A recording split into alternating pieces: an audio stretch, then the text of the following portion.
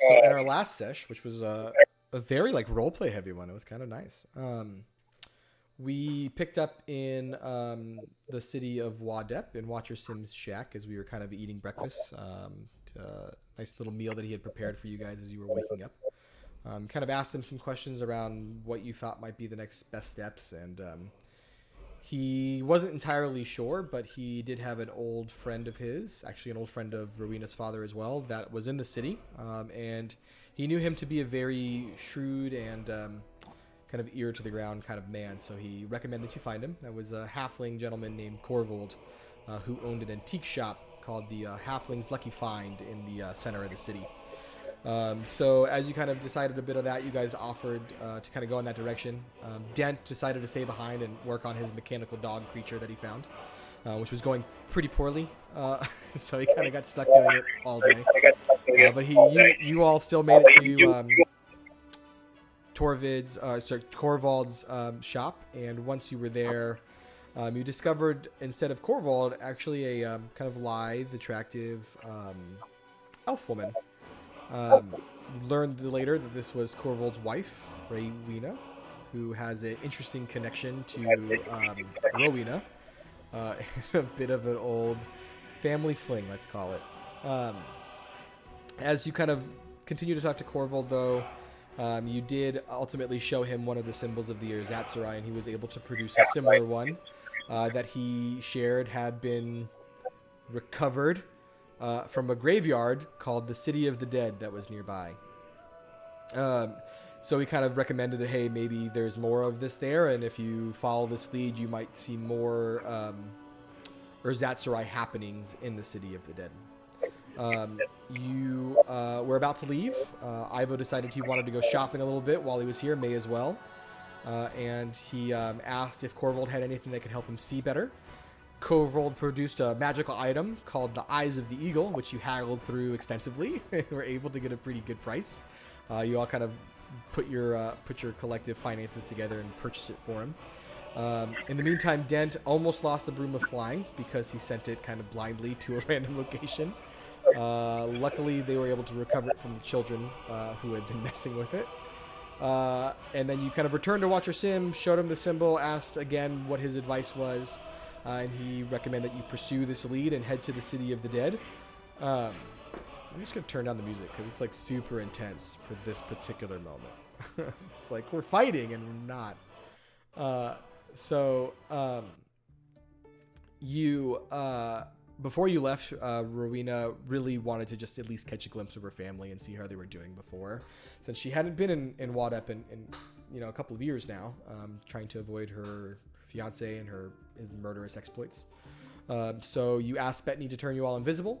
You snuck into the realm of the First Raised, and you were able to sneak up onto your Stormwind estate and saw that your mother was inside, seemingly okay, healthy, strangely talking to Jackson as if things were okay. Ivo tried to get a closer view. He was able to, kind of snuck in, and alarmingly so, saw that the place was crawling with UNT mercenaries and assassins and other types of bodyguards. So he hastily snuck out. Thankfully, he didn't get caught, and you all made your way back to Watcher Sim to drop off Bettany and headed towards the City of the Dead. Short trek later, not too long. It was only a few hours to get there.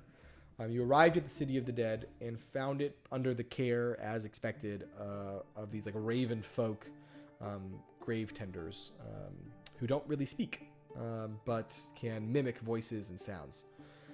So as you were kind of looking around the gravesite, you did find a fenced off area, and the fence kind of metal looked like it was welded and carved into the shape of the Erzatzerai symbol. You started to notice this, so you assume this might be some like secret kind of hidden message letting people know what to look for if they were looking for that. When you tried to go into it, though, the Kenku kind of swarmed you and made it very clear you were not welcome in this area and might come to blows if you kept joining that. Rowena quickly decided to throw them off the trail and look for her father's gravesite instead and look for the Stormwind estate, which they allowed her to do. And as you kind of did that and saw your father's grave, a kind of small, very humble grave for a man who came from a powerful family, you noticed the Kenku kind of dispersed, and you were able to actually sneak in, unlock the gate, and look around this kind of fenced off area without being caught. You found a small kind of stone mausoleum in the space. And leading up to the stone mausoleum, you saw that there was a kind of polished stone pathway. And the last tile before the entrance to the mausoleum had a bit of a message and an inscription on it, which I'll give you again here in a moment. But once you were inside, you looked around and saw that there looked like there were 4 buttons on one of the sarcophagus that were pushable, and they seemed to have the symbol of the Erzatzerai inscribed on them. In fact, I can show you that now on the map if you would like to see it. And it was these 4 buttons. And you kind of discovered that it looks like a spiral conveys a number, so 1, 2, 3, 4. And you looked as though you could push them. Not sure what to do. You kind of like let Zunis figure it out, and Zunis was like, I'll try, and hit the second spiral, which immediately set off some type of alarm that you were able to hear coming from underground. And all of a sudden, it felt as though a presence had come into the room. Although, around you, you see nothing. So, I need... we're going to pick up there. I'm going to do 2 things before we actually roll initiative. If you guys want to roll initiative and have those numbers ready for me, I am going to type in... or I'm going to link in an image of what you saw in the chat. Actually, I wonder if I can... I don't have that there, I don't think. But yeah, I can put it in the chat for you at least. Let me get to it here. And if you guys want to roll initiative and just get those numbers ready, I'll have that ready to go as well. Yaren. Wadep.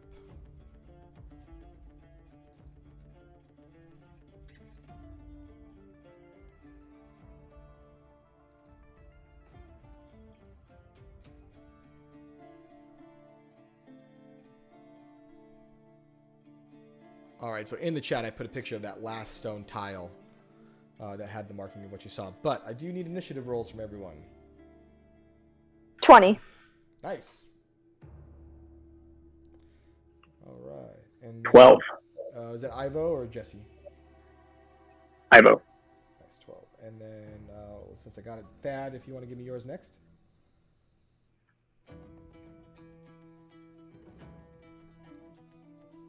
Thad, you're muted. There it goes. Oh no, I still don't hear you. Oh no! I don't hear you.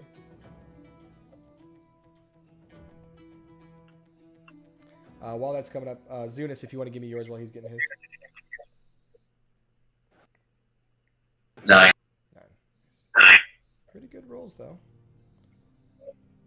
And I'll roll for Dent. I'll play him until we get to a good stopping point. Insert.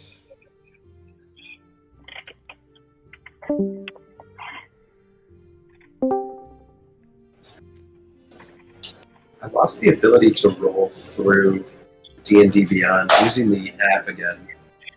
That's okay. Something. If you want that weird? to, it's probably there's a way to turn it off. You probably just have it turned off. Oh, It's if you click Where's on the the character talk? portrait, there's an option to edit it, and then you can turn it back on.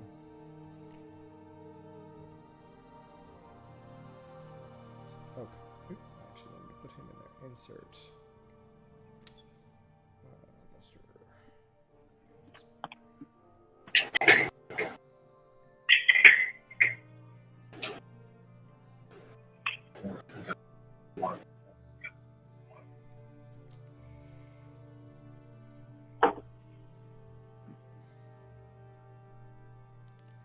All right, friends. So,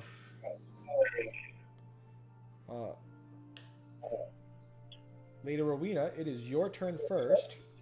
You do not see anyone near you in this kind of small, be like 20 foot by 20 foot space. What you did feel like a rush of air kind of come into the room. And you get the sense that something is like staring at you. And you just have this unshakable feeling. And from below this sarcophagus, kind of down to the earth, it's really subtle, but you can kind of hear like a murr, murr, as if an alarm is going off in the distance. Well, I see there are markings. I see there might be another creature in there with us from the map. You can see it, but you actually don't see it. Can I examine the sarcophagus? Sure. What do you want to look for? Is the inscription on the sarcophagus the I am infinite? No, the inscription is kind of right outside. Okay, is there any inscription or any indication of who's buried here? Roll an investigation check for me. Or a history check. I'll let you choose. Whichever one you think is better. I have better numbers on investigation.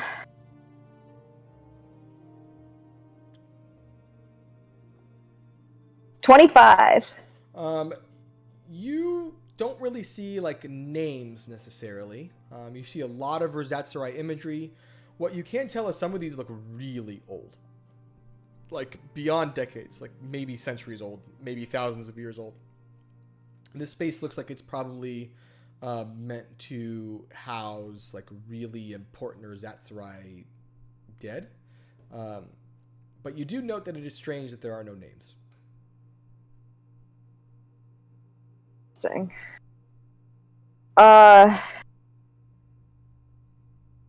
Can I investigate these other things on the side? Sure. And I'll say that probably will end your turn since you did one. That's going to bring us to Dent. Dent, being alarmed and a little concerned, because he definitely feels the presence of something new, I think he's going to spend his turn to just kind of set up some abilities and defend himself, because he's kind of a soldier anyway. He is going to...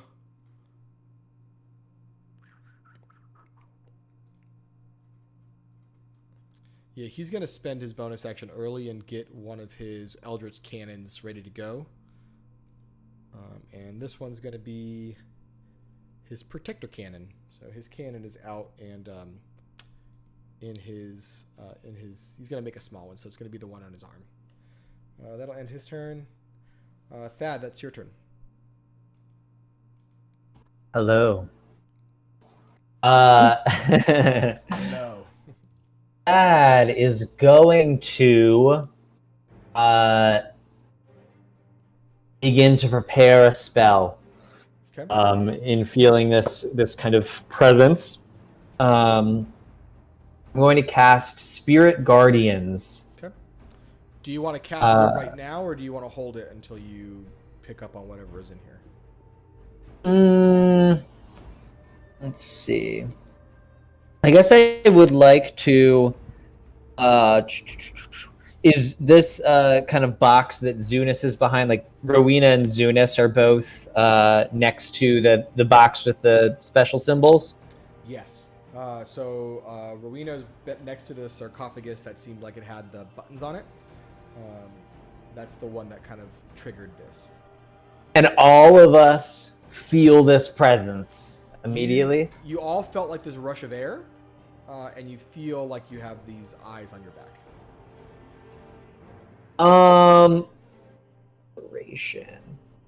Hey, I'm gonna just do it right now. I'm gonna move up close to the center of the party here.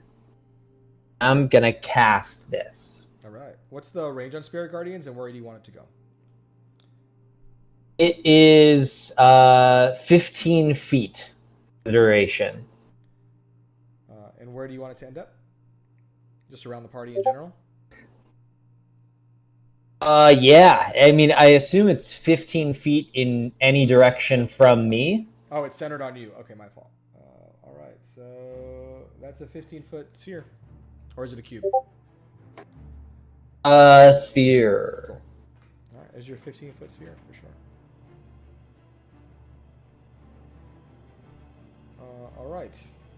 Anything else on your turn, Thad? That is it. Yeah, call forth some spirits, baby.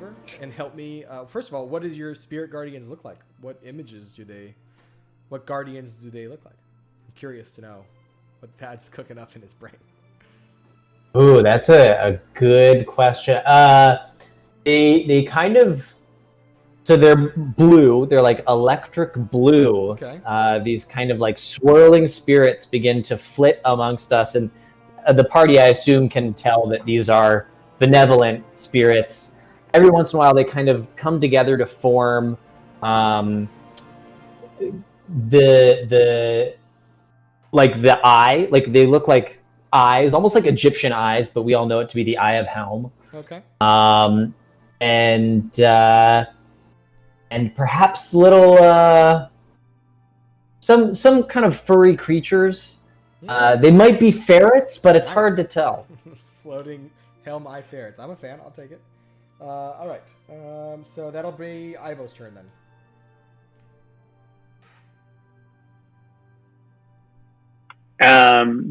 So just to recap, we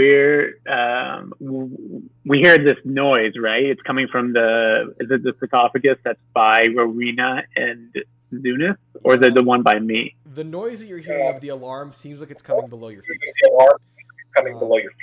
Oh, okay, so just in general below us. Correct. The rush of air seemed like it came from everywhere. Gotcha. So there's not like one specific place in the room where we feel it going down. You can look around if you want to try to suss that out. That's up to you. Yeah.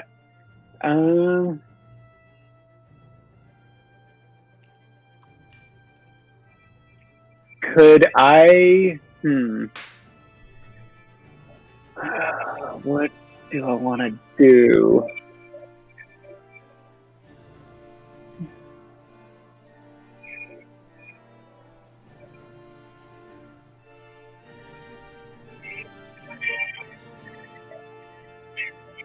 Yeah, can I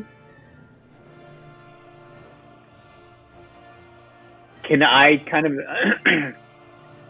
can I investigate the room a little bit more and move a little bit more towards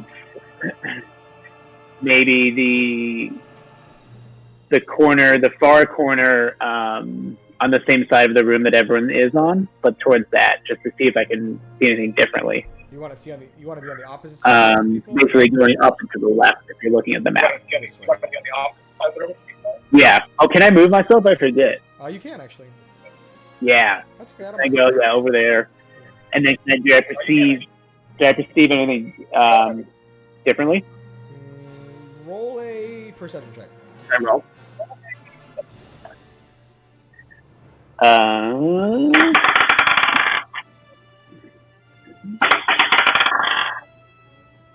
17.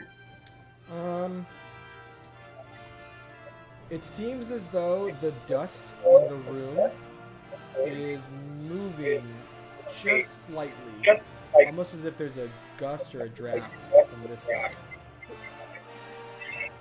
Okay, that's more coming from over there. Oh, down there. Okay, I see it. But that's going to end your turn. Okay. Yeah, good to know. And then... How do you want to handle this?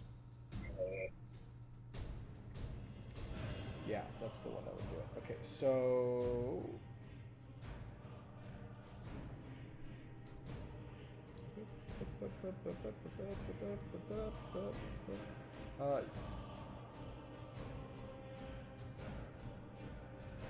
First thing I need, Thad, what's the DC on your Spirit Guardians?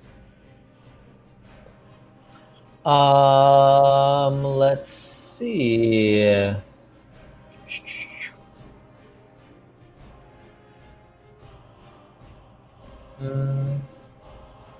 I am not sure. Yeah, I got it. It's on your 14. Yeah, it's 14 for you. 14. Oh, cool. Ooh, okay. It fails. So go ahead and roll 3d8, I think, damage on that for it. 3d8 radiant damage. That is correct.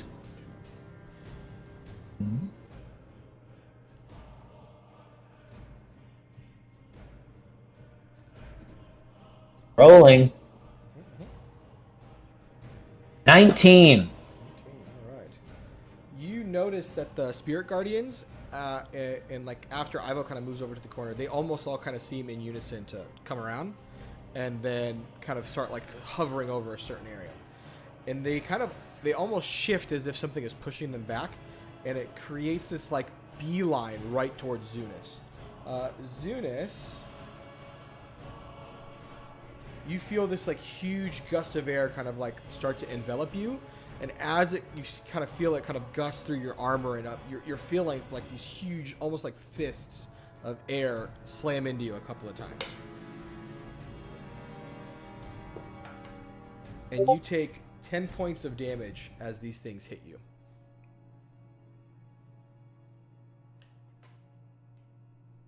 Damn, I haven't even gotten to speak. Wait, the spirit guardians that Thad put out caused damage on Zunis? You don't know. You wouldn't know that, but Thad would know that it wasn't that. But that's what it looked like. Kind of, yeah. From your angle. Okay.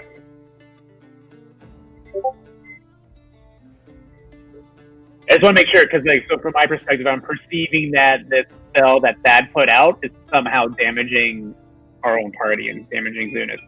Yeah, at this point, you don't necessarily know that. Mechanically, Thad knows that's not what's happening now. I would say that Thad knows that like some presence is in his sphere of spirit guardians.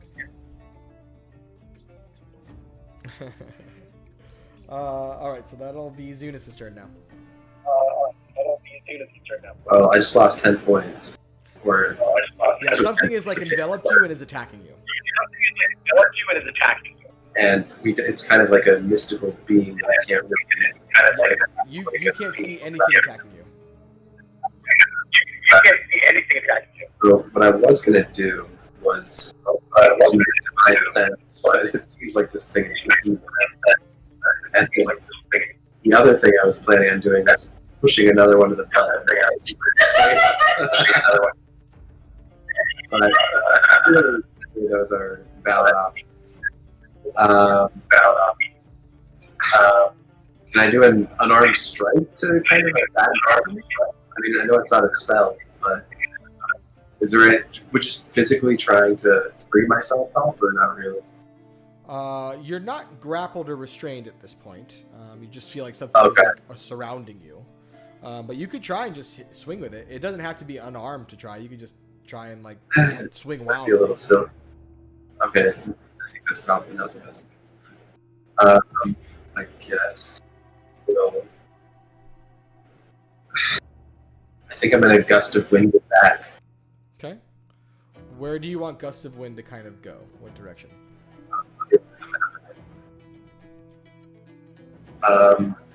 I guess we're all pretty close together. If I do a gust of wind, would it potentially hit him?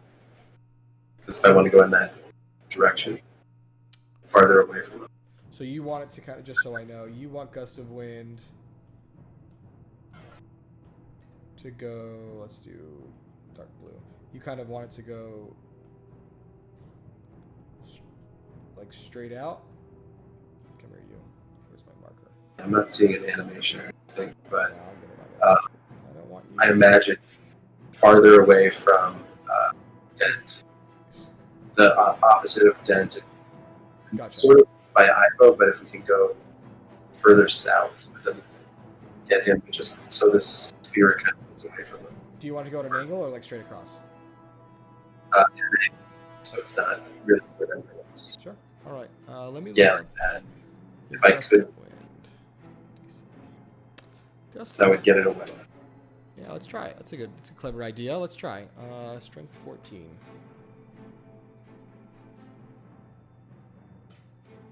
Do I need to roll? That's a me. I'm gonna roll it.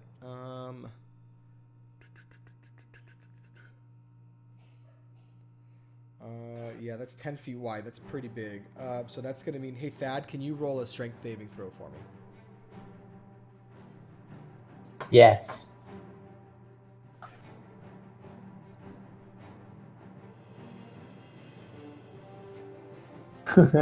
Six. 6. Oh boy. Maybe I should skip the gust.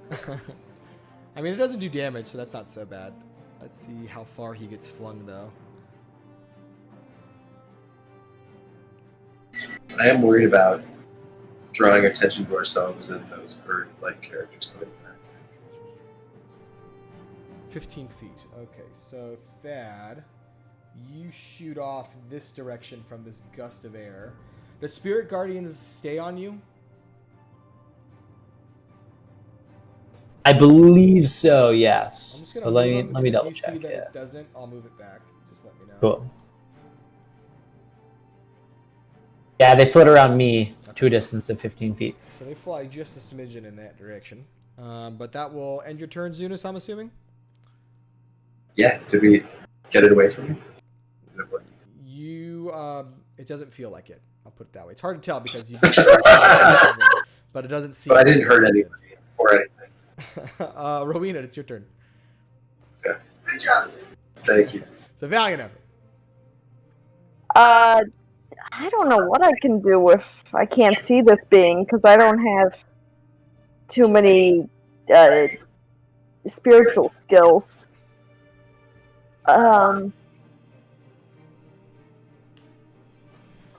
Look at this.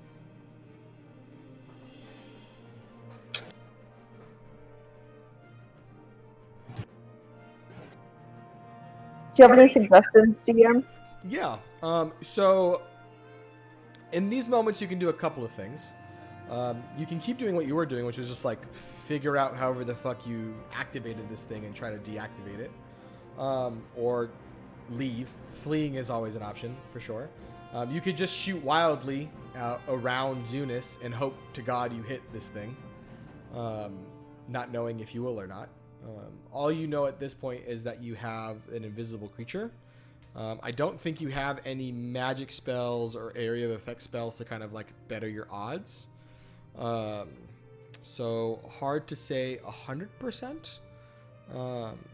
You could try to do some clever things if you really like were desperate. So you've got those ball bearings. You could say, hey, I'm going to just try to throw out like 100 of them and see if they hit anything, and then maybe get a better inclination of whatever like is around you. And would that be a bonus action because it's not an attack? I would consider that like a full action because you're like getting them out, getting a big handful, chucking them out like that. That's almost like an attack, and I'm gonna make it roll an attack roll to see if they hit anyway. So. I would like to do the ball bearings. I think that's a good idea.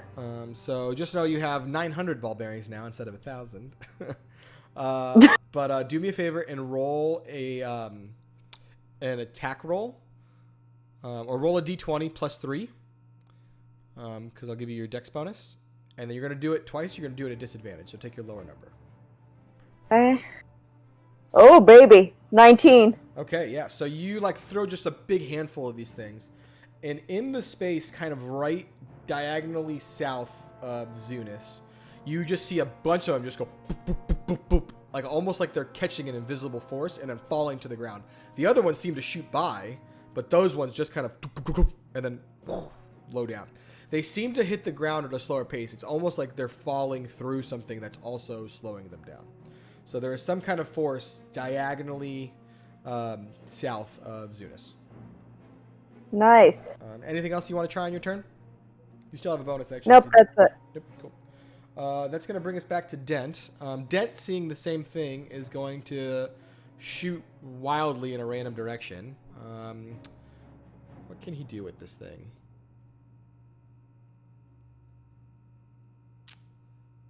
Cool, I guess. Yeah, we'll give that a shot. All right, he's going to try and...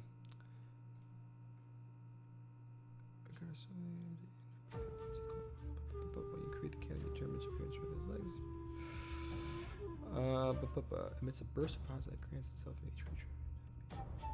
Oh, that's a cool spell that he's got. Okay, so just so everyone knows, for a while longer, you have one... Let me see. You're actually going to get a little bit of a bonus from Dent. 2. So 2 plus... Everyone gets 5 extra hit points for the time being. Temporary hit points. From Dent's cannon that he summoned in his last round. And then he is going to just try to suss out whatever this thing's defenses are. And he's going to just wildly shoot fire bolts and try to hit something at disadvantage. That is almost certainly not going to hit. 8 plus 12. That will not hit. So he just kind of shoots out a quick little fire bolt. And it kind of goes and just hits across the western wall as if it didn't meet or connect with anything in the meantime. And that will end his turn. Thank you, Dent. So, Thad, that is now your turn.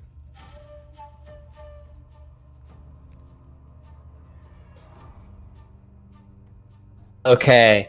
Thad is going to recover from his quick jaunt across the room via wind and move back towards this spot, this suspicious spot.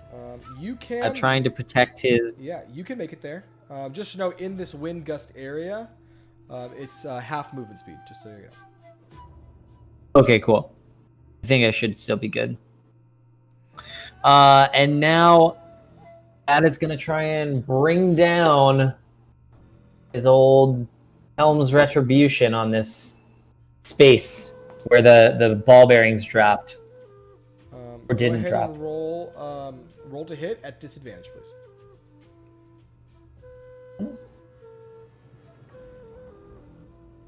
Ooh, 9. Miss. You swing wildly into the air and nothing seems to land. Ivo, it is now your turn.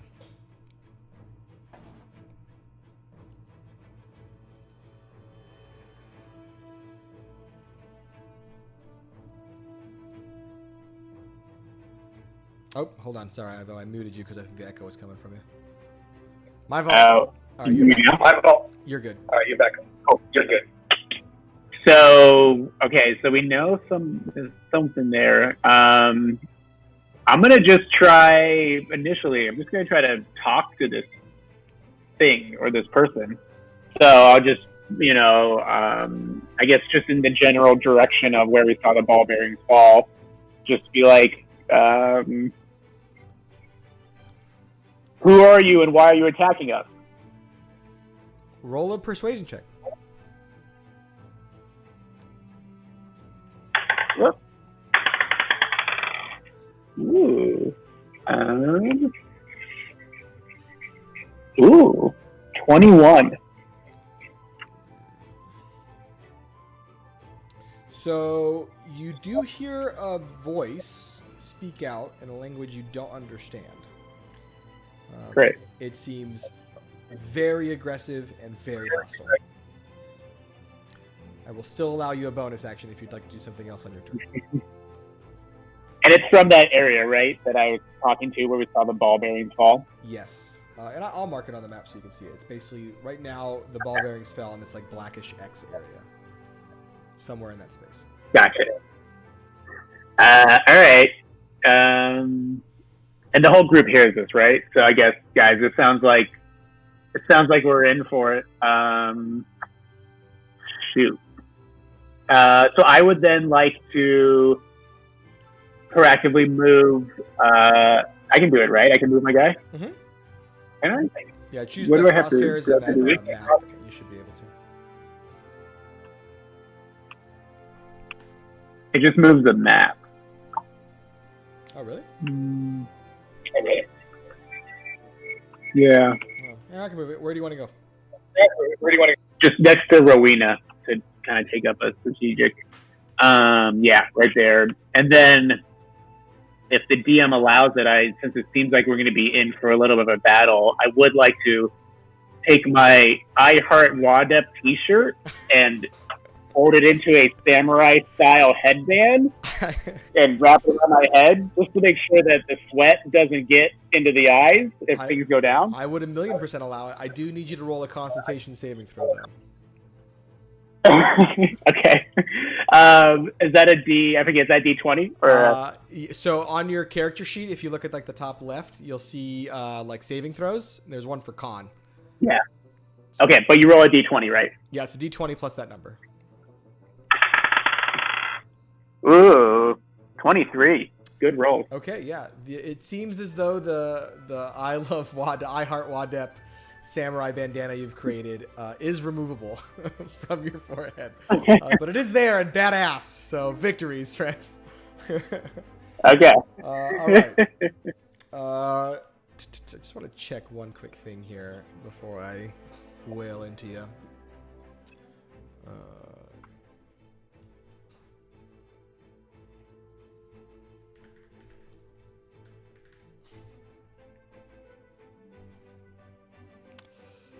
Yeah, good.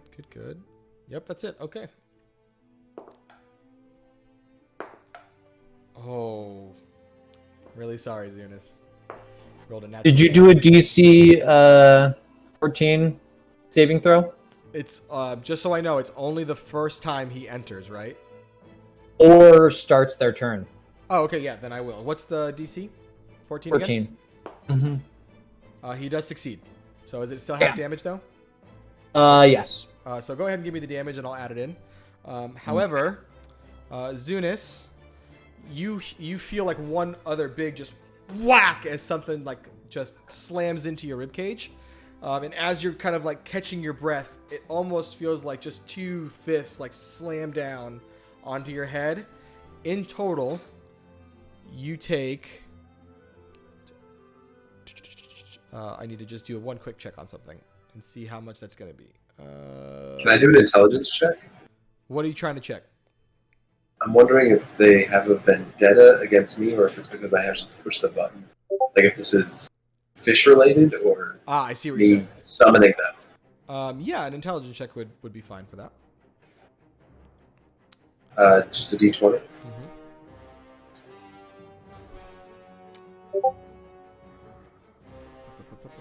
are you, Zeus? 18. 18. This definitely feels like it's because you hit the button. You were the person. It's because I hit the button. You were the person to hit the button, so you're the person who's targeted. Got it. Sorry, Jonas. At least it's not race related. That's nice.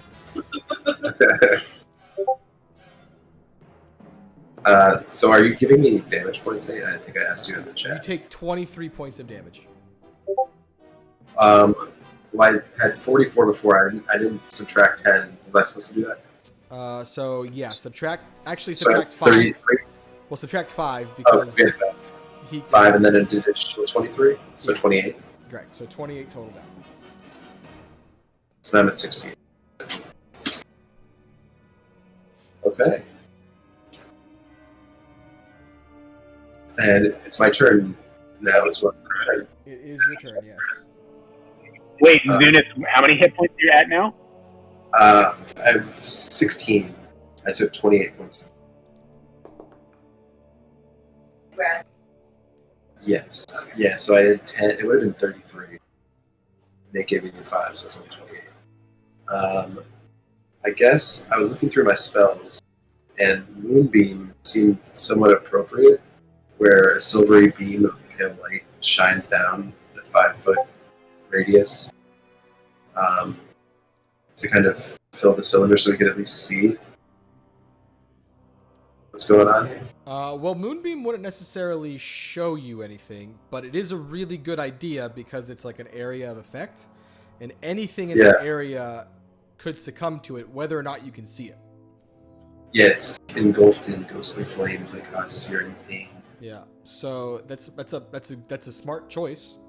It will remove your gust of wind, though. Just a heads up in case you still wanted that up.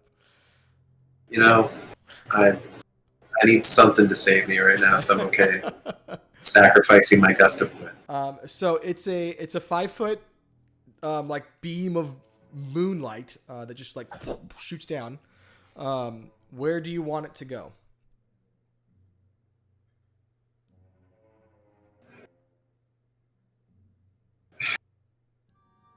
I just want to make sure that I don't hit any of my teammates. Am I being fill up attacked? It would only fill up one square. So you got a pretty good target. Gotcha. So is Just for context, where exactly was I attacked from? Like, Um, on the Rowena side? Or? it looked like it was more from your south. If you see where I put that X, that's where like Rowena threw those ball bearings and they seem to make contact with something. So you've got a pretty good idea it's where that X is. Okay, I will do the moonbeam. All right. Con 14. He does fail. Okay, so I'm just going to put in so many area of effect spells. We're going to say the moonbeam is this like yellow circle. Oop, that's not what I want to delete. Burp. Burp. I'm just going to get it to the right side first.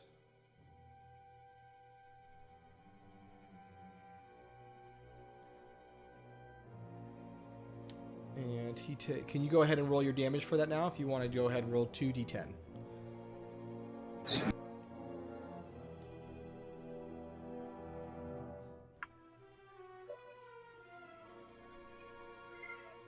So is Moonbeam a attack, or is it like a light to reveal something? It's an attack.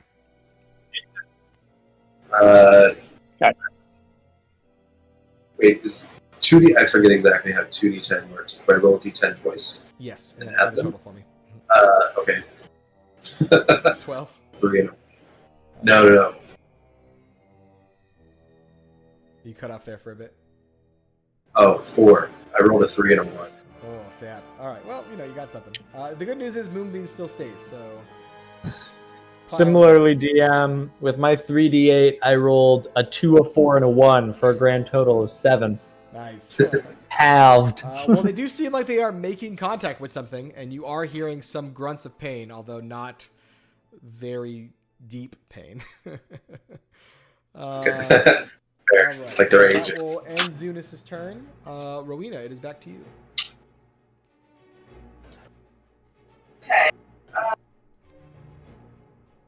One.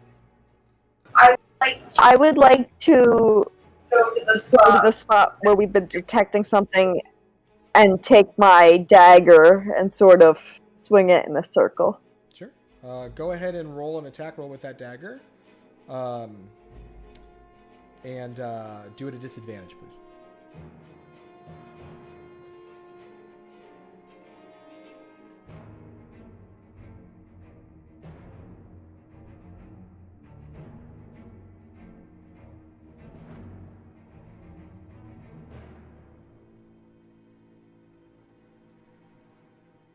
How much was that, Rowena? 12. 12. That actually misses. You do not hit. So as you're kind of like through the air trying to hit it, you don't feel like you make contact with anything, at least semi-solid. Anything else you want to try to do on your turn?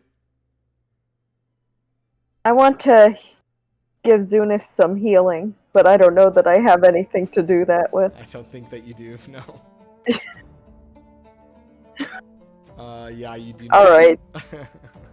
I'm good then. All right. I tried. You tried. That'll bring us back to Dent. Dent, feeling like this thing is a little bit more troubling than not, is probably going to try to do something a little bit more serious. Let's see what he can do.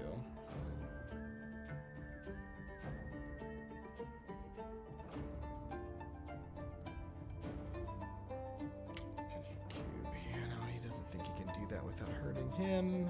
Although Dent's kind of a dick, so he might hurt him.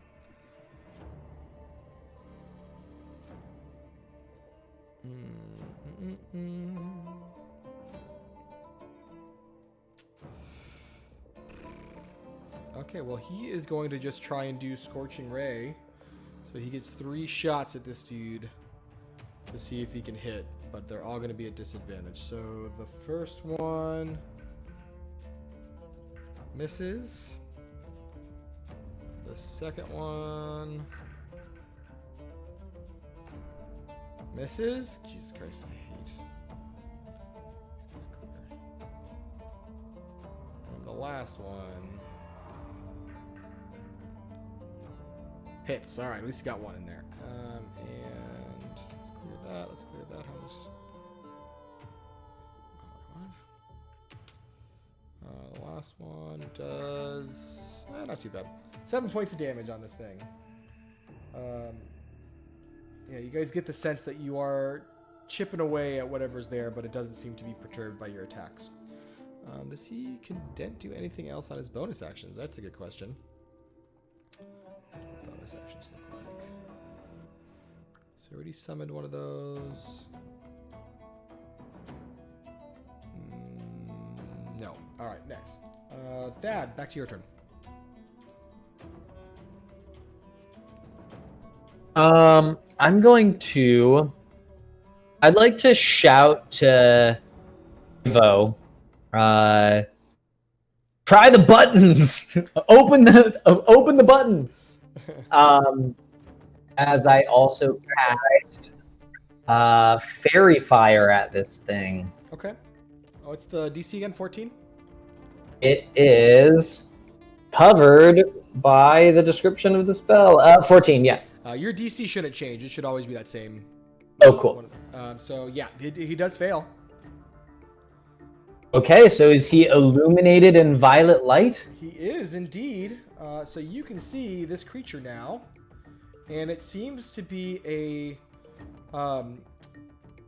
almost like humanoid air.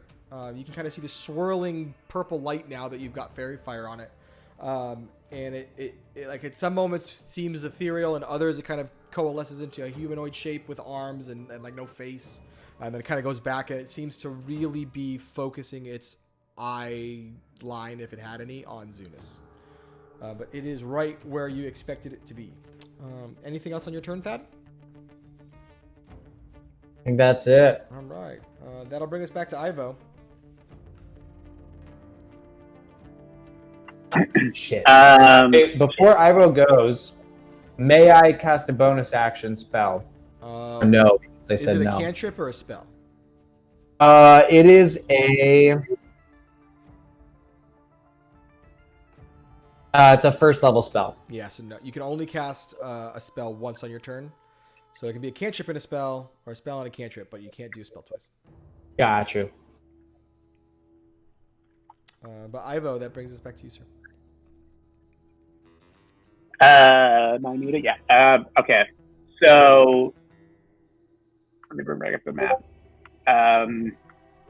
So hearing Thad, seeing this, and then hearing Thad.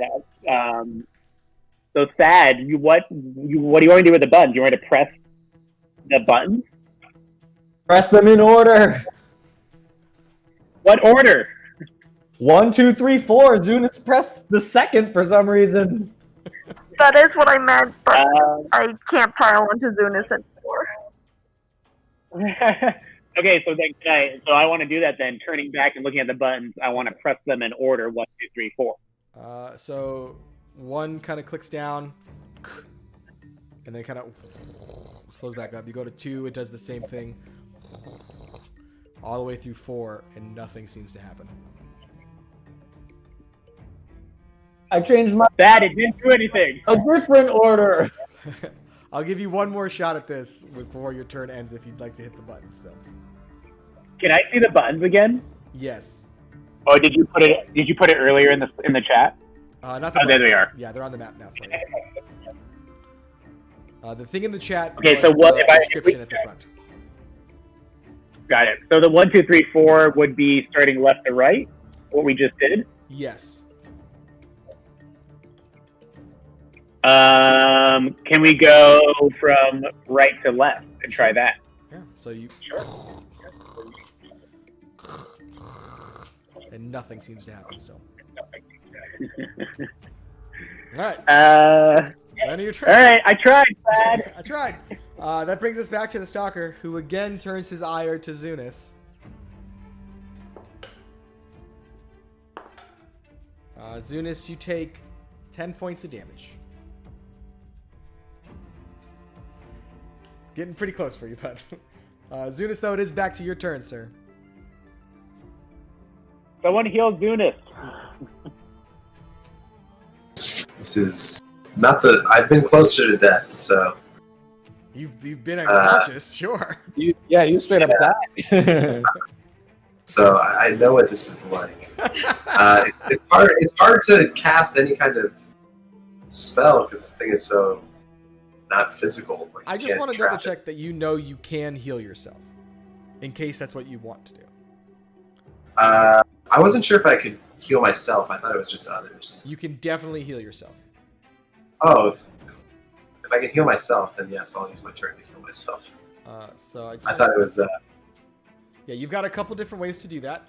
My suggestion would be to use some of your lay on hands pool, because you've got a total of 25 points of health that you can give to anybody, including yourself. And you don't have to use all 25. If you just want to give yourself like 15 now, save the rest for later just to kind of like pad, you can do that. You've got a couple choices.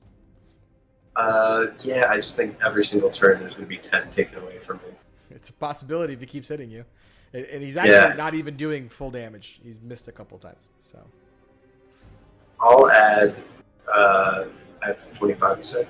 I'll use 10 because I imagine it'll just go away next time and even it out and kind of. I'll use 15. You suggested 15. It seemed like you did that for a reason. I just kind of threw out a number, but okay. 15 it is. So you are now at 20 what now? 21. 6 plus 15 is 21.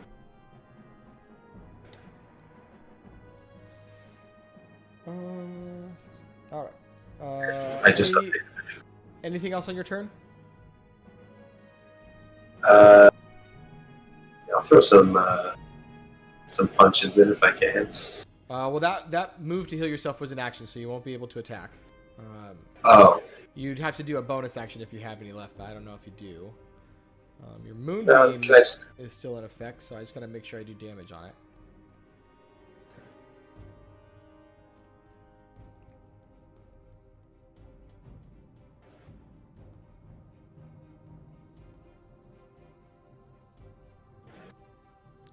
Did you say you wanted to do something, Zunis? Yeah, can I make it pathetic, please? You sure can. Those are the best kinds of please. Unknown creature, I want you to know that whatever I've done, I meant no harm, and we're here for a noble reason. I am but a mere fish man. I mean you no harm. I don't know if you speak my language or not. He doesn't. But my patheticness should kind of inspire you to realize that your anger is misguided. You just continue to hear like this angry language you don't understand. Can you though roll 2d10 for me? Because he's still in your moonbeam, so he's gonna take some of this.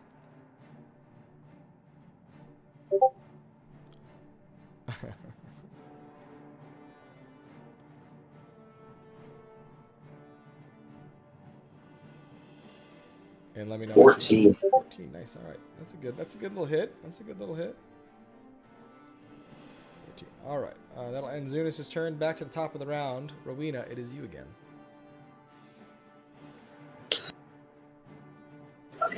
Okay, hold on. I'm thinking about this. You now can see this thing, so you get the sense if you wanted to hit it, you could. Okay.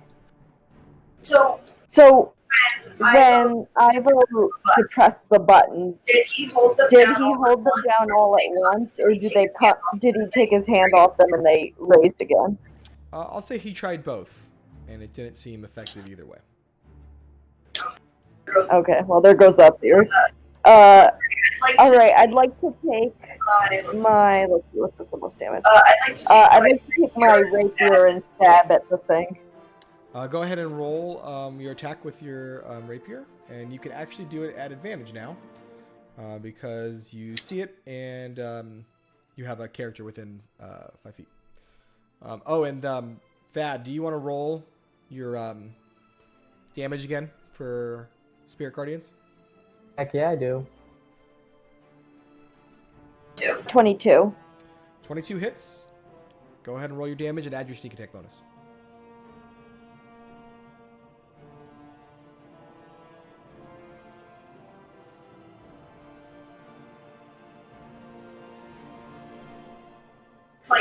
Twenty-four. 24. Wow, that's a big ass hit. That sneak attack damage helps. 24. Nice. All right, and Thad, what was the damage from your Spirit Guardians? 17. 17, nice. All right, so this thing now just like ekes out in pain as he gets a couple of big hits. And the Spirit Guardians this whole time, these little like furry half ferrets with like these giant inscribed eyes on them just like are clustering around it. Now you can kind of see what they were kind of making way for as they were attacking this thing. That will end Rowena's turn and go back to Dent.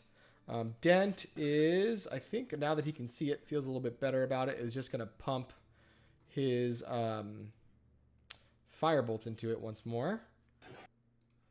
Let's see if he can get it. And he does. And he does 2d10. His Firebolt is nuts. He doesn't roll very well, though, so he does 5 more points of damage. But this thing is feeling like the air is almost kind of now starting to dissipate. Like it can't keep its form together. That'll end Dent's turn and bring us back to Thad. Thad swings Helm's Retribution. All right, Thad, roll to hit. You do not need disadvantage any longer. 14. 14 just hits. Oh my god. For 3 points of damage. You do get a hit on it, but it doesn't seem to go down, although it does really seem to be close to it. It's kind of like just kind of flopsy-dopsy now. And it's almost just a gust of air. Anything else on your turn, Thad?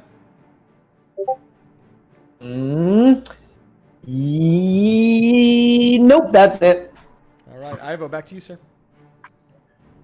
All right, I'm not fucking around. I'm gonna battle. So I'm gonna take my Shatter Spike straight to this gust of wind and just try to slice right through it. All right, go ahead and roll to hit with this thing.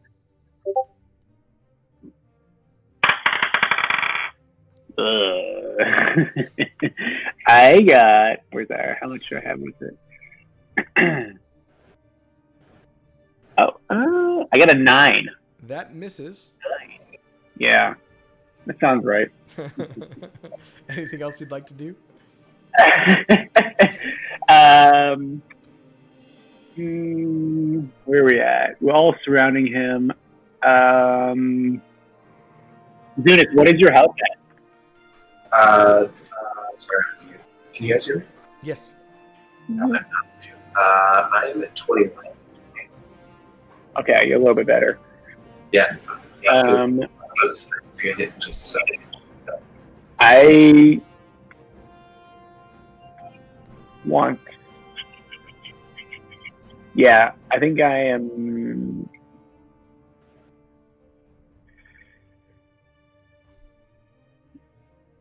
I actually want to do an action surge. Okay. And try to attack again. Because Zunus is all right, but I'm worried because sometimes he takes that 20-some hits, so I don't want him to go out this round. Yeah. Can I just remind you of something before you spend your action surge? Yeah. Did I mess this up again? No. You forgot something that's kind of cool about a fighter at this level. At level 5, you get an extra attack per action, so you actually swing twice anyway. Oh, that's right. For every action, like without even. Yep. Or every attack. Yeah, anytime you take the attack action, you actually get 2 attacks. Perfect, because that roll was really bad. Oh, this roll, I rolled a 20 naturally. 20? All right. Plus 7, so 27. Nice. So what you're going to do then on that critical, which is great. Ivo, what is your Shadow Spike? Well timed. Well timed indeed. So go ahead and roll 2d10 plus 4. And add them all up, right? Mm-hmm. Ooh. Oh, 24, baby. Nice. How do you want to kill this thing, bro? Oh, so it's like a whirling, like a Tasmanian devil with Midas the Taz. So I'm gonna, I don't want to get the Shatter Spike like caught right to left, so I'm gonna turn it and do like a straight down the middle slice, like overhead, kind of just slice right through it. Yeah, that's doable. Yeah. All right. So yeah, he just, and then it's just like, and it's kind of like that same gust of wind that you felt coming in. You feel another set kind of dissipate outwards, and you no longer feel or see this creature's presence as the fairy fire that Vad cast upon it faded away. Nice. So you have successfully ended this thing. You also Nice job. you also still hear though that wah, wah from below you.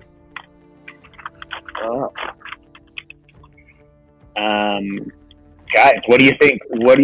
First of all, is everyone okay? That was intense. Dennis, how you doing? I'm pretty much halfway back. I feel a lot better. Nice job killing them off, man. Thank you. Yeah, good work. Good work. Homemade dye. Paid off. Okay, so do we think we still hear this noise, and I feel like there's definitely some. If we do something wrong again, it's going to trigger another one of these guys.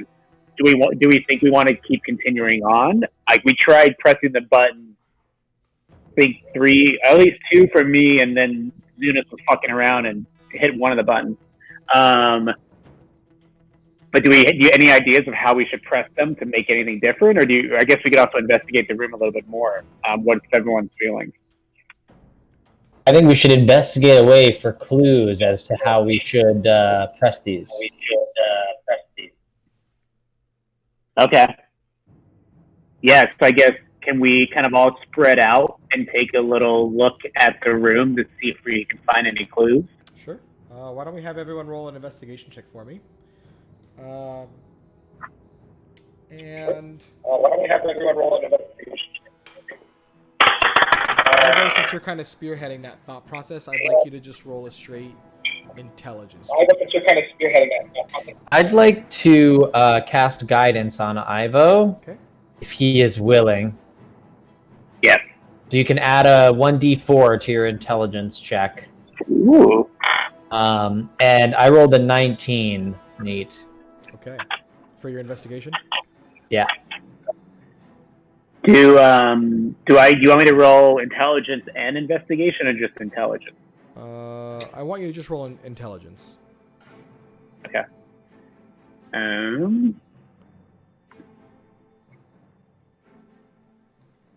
Here we go.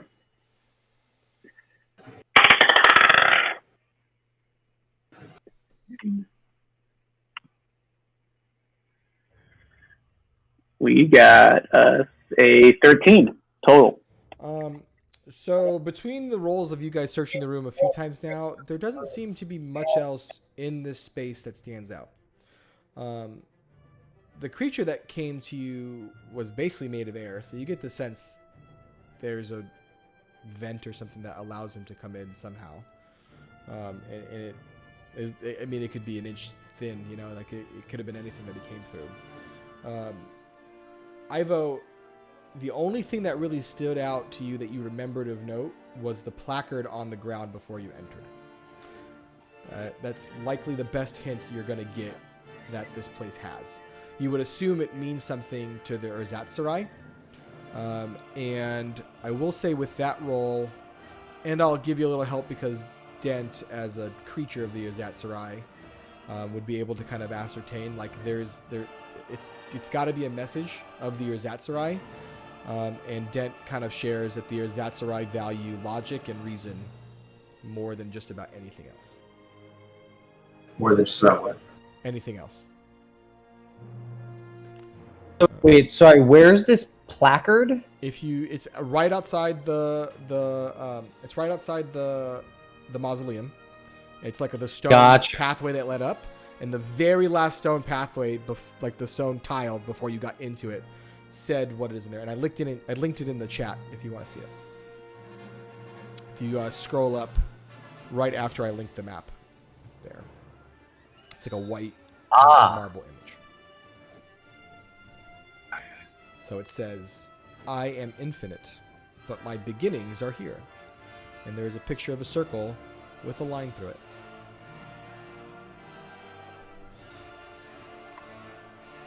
Does anyone kind of infer anything with this of what we could do with the buttons or anything else in the room? I am infinite, but my beginnings are here. And then the symbol is like, the symbol doesn't match up with what we're looking at as far as the buttons go, which is interesting. Well, yeah, that's what I'm thinking. There's got to be some meaning to the horizontal line in the circle versus the curly lines of the other circles. My beginnings are here, with the flat line. Have DM, are we to assume that we tried pressing or stepping on the stone or pressing the button on the stone, or have we not tried that yet? You haven't tried that. You can if you want to. I would like to try that. So you You should be very okay. Yeah. and it feels I know he was about to say you should be cautious, but it doesn't seem to move. Like, it is one tile with just a regular inscription. There doesn't seem to be a way to push any of that stuff. DM, is it an anagram? Is it an anagram? No. Okay. I wanted to ask before I spent a lot of time. I probably should have made you make an intelligence check to see if Rowena would know, but I'll tell you that. Right. With enough of dense inclination, you guess they wouldn't do anagrams too much. It's not quite their style. Right. And then we don't see any other buttons in the room, right? The sarcophagus was the only one that had the buttons on it. Correct. Mm. And you did search the room pretty good, so you feel pretty confident about that. So, I'm just spitballing here, but let's think about their goal. They want to, and I'm probably off on a little bit of this, but Zunis and I were talking about this last week. They want to encourage people to adapt this nihilistic point of view and accept that that we're all going to die because of the disintegration of the world spikes, and turn away from false religion as a result, right? Correct. Kind of on the right track. Is that okay? Yeah, okay. So then let's look at. So we first. Yeah, what you've learned so far is that the Urzatsuri have made the world spikes to hold up the world because they don't believe that gods did or are. And that if they weren't consistently trying to save the world would end. And you did find out earlier from Supreme Watcher Tion, before you killed him, that the world spikes were starting to fail. And also Helm kind of gave that to a vision to Thad. So if they are believers in logic and the power of the natural world and the human mind rather than gods, I think mathematical, a line is technically infinite. We have a horizontal line here. And then I don't know if we can determine the beginning of the line. If a line begins at a point, technically, so we just need to find a point.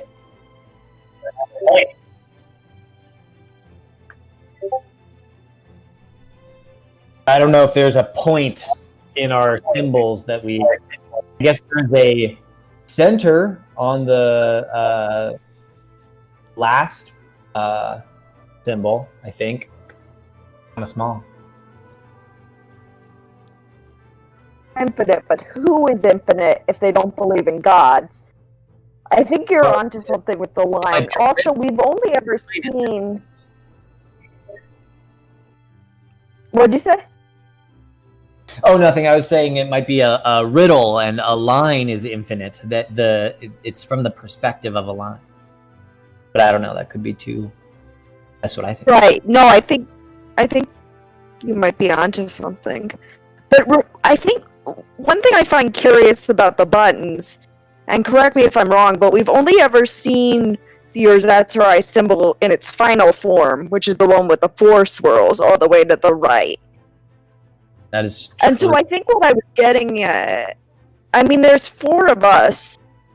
What I was getting at before I screwed it up with Zunis was what if we each press 1, but Ivo tried pressing them all at the same time, which didn't work, which comes to the same thing. And also our group is preordained with 5 people.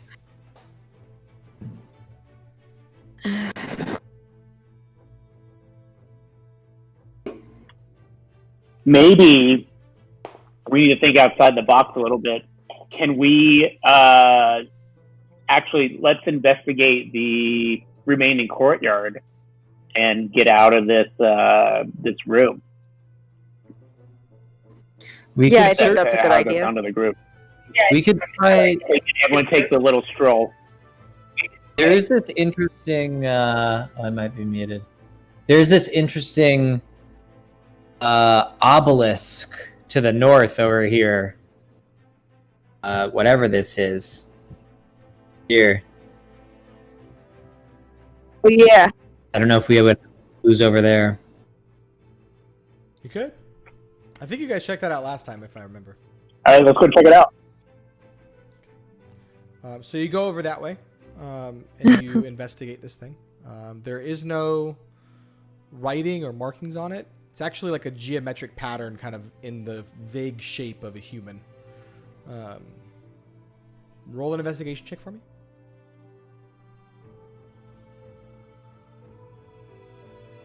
All of us are rolling investigation checks. Whoever's checking this thing out, sure. I can check it out. Sure. I rolled an 11. Nothing really stands out. I got 25. Rowena, yeah, you've looked this thing up and down. There don't seem to be any other writings or carvings on this statue. Yeah, can I recommend then that we kind of span out and kind of take a look at the entire courtyard area? Looks like there's a lot of different where these tombstones are just like markings on it. Maybe check stuff out if we split up a little bit. Kind of look for more buttons or even like a symbol like we saw on the stone there. Sound good with everyone?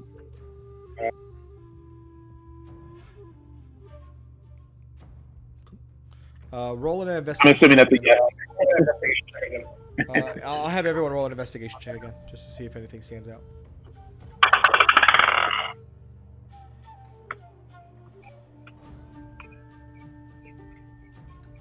I got 16. 16. 12.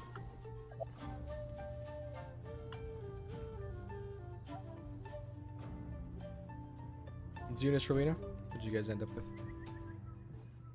I would love to cast 26. guidance upon just a brief prayer. I guess on Zunis. I was going to say Rowena, but she's good. How much did Rowena get again? I didn't hear. 26. 27. 19 for Zunis. Perfect. So actually, you guys kind of headed off in the same direction. And on the very far side of the gated off area, you do see that a couple of the tombstones seem like they are a bit more elevated, and they almost look like there's a bit of a vent around all of them. Like you can actually see down. It's dark. There's no light coming from the space down there. But as you kind of poke in, you can kind of see that there's a huge empty hole that kind of goes down. It's a very tight squeeze, and you don't know if you can fit down it. You also don't know how far down it goes. It is a sheer hole, like a straight drop. This is actually, I was thinking this because my beginnings are here. What if this is the portal? I mean, I know we've gone through all these tunnels before, but what if this is the portal to their lair, or to where they think the rupture in the worlds is? That certainly could be true. Can I use my thieves' tools to pry apart the grill? You wouldn't need that. You could just like kick it or try to lift it if you wanted to do like a athletics check. Okay, I'll do that. Yeah, go for it. True to life, I have made my athletics not good, so I only got 2 in my roll. Yeah, you're not able to kind of like lift the tombstone enough to crank it out of this space. You do, even for you though, not the strongest of people, get the sense this is like really, like this is almost cemented down. It would be very hard to move whatever this is. It is not intended as an entrance. So I'm just spitballing. But if this is, it's not an entrance, but if this is a cover of some sort, it would be intriguing to me that it's in a city of the dead, because presumably there's some interfacing going on between the spirits of the dead and the Erzatsarai on their Underdark adventures. Just throwing that out there. It's a thing for y'all to discover on this wonderful adventure I've made for you. Well, the DM did say the Erzatsarai were going to be the chief thrust of the plot line.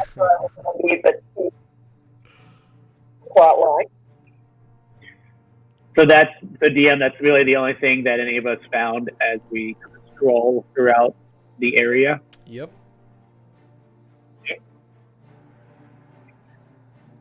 Shoot.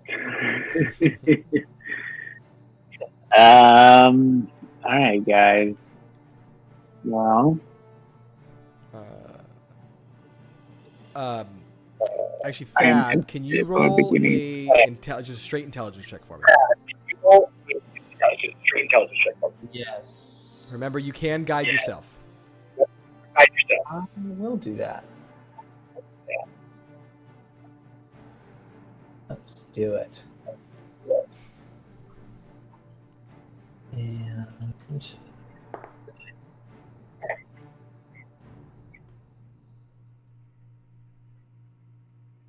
a total of 15. You just can't keep going back to this concept of what you said earlier, that the Erzatsarai really respect math. And that line in the circle has to represent something. You're barking up you feel like you're barking up the right tree with that frame of mind.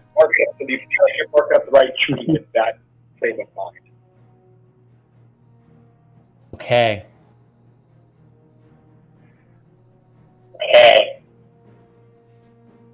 The line in the circle are here. Is that like it almost looks like also looks like a horizon. Kind of like, but I don't know if that makes any sense for what we're trying to do. You just keep saying to yourself, maths. Like it's just, you feel like you're so close. It's just, you feel like you're so close. Dad, you're so close. Figure it out. Thanks. These are my 2 worst skills. It's a shame you don't use a math check. A line, radius, diameter, intersection. Diameter like screams at you. Like just screams at you. Okay. Diameter. The diameter of this graveyard? Do we draw a line through the graveyard? I'm not going to tell you what to do. I just, you feel really solid that it is the diameter it's showcasing you. Okay, I feel drawn to the idea of a diameter. And diameter is the one that's all the way through the circle, right? Radius is the half. That's correct. Right. We're reaching the very So bottom do we feel of my like high school education. as a group, we feel like this message translates to these buttons? Like this is definitely a sequence of how we should hit the buttons, or is this something else that we should accomplish? Forget about the buttons. It already fucked us up once. That's a you decision, not a me decision. No, sorry, I was talking to the group, not you, DM. Oh, my fault. Stay out of it, DM. I'm talking to the group. I think that Dent seems to imply that these, based on his knowledge of these Azrai, that these were linked. Yes. I could be wrong. Y'all are clearly very stupid, and this clearly has to do with the buttons, is what Dent says. Okay. Trying to channel Bernie's dick moves here. Okay, we got to work on your soft skills, as they call them in the biz. So we tried pressing the second button. Wait, which button did Zunis press again? Was it the second from the right or second from the left? It was the second from the left, the one with two spirals. That one seemed to trigger an alarm of some type. Yeah, that's Which unfortunately is the most line-like and diameter-driven, I feel. See, I wasn't totally off. Neither was you. So I pressed them in various orders from right to left and left to right. You so did we them know in it's that. sequential orders, down and up, and it didn't seem to matter. You held them all together, didn't seem to matter. I feel like it's going to be a one-off thing. I feel like we got to hit one of the buttons and not like all of them.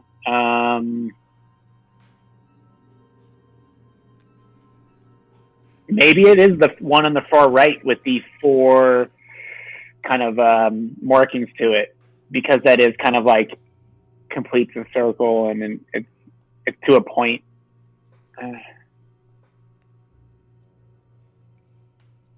The most like a spiral. Yeah.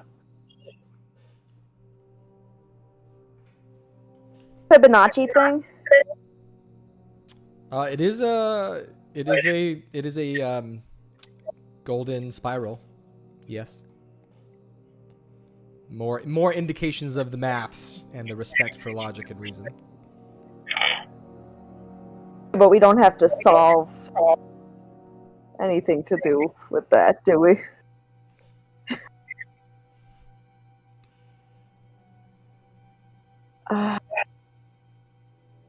What's the formula for radius? That's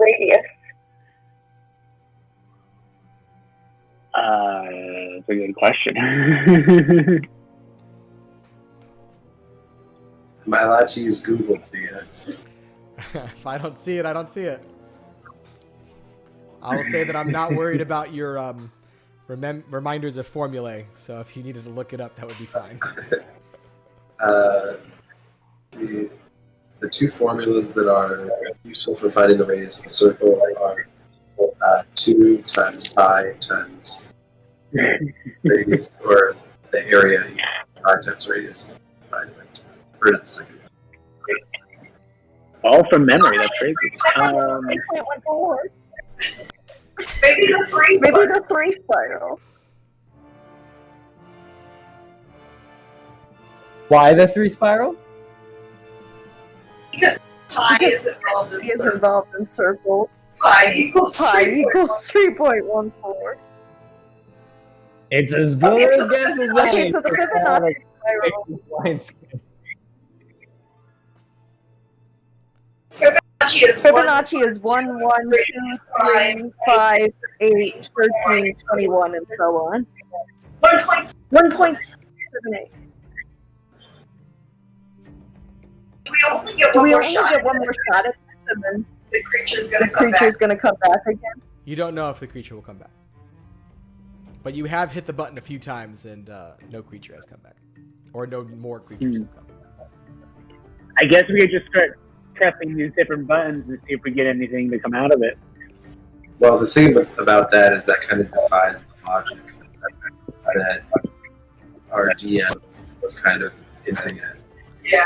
You guys kind of figured it out. I gave you, I think, a very fair attempt to learn it, and you learned most of it. You're so close. Okay, he said You're really close. Diameter. Diameter is 2 times the radius. So You need the radius So, I will say you have said the answer a few times. Three. All right, so you go over and you push the 3 button down, and it doesn't come back up, but nothing else happens. But it does stay down. So it's just kind of a neutral. My studies. 3.14. Could that be our? Yeah, so let's press 1 and then 4. Press 1 and then 4. Okay, so you hit the 1, and you hit it and it goes down. And then you hit the 4 and you... And once you hit the 4 actually like sinks all the way down. And then all of the buttons slide. Guys, 3, 1, 4 is pi. That's what I just said! That's what I just said! Did you say that? I just said that! I said, so we press the 1. I know, but you didn't say pi.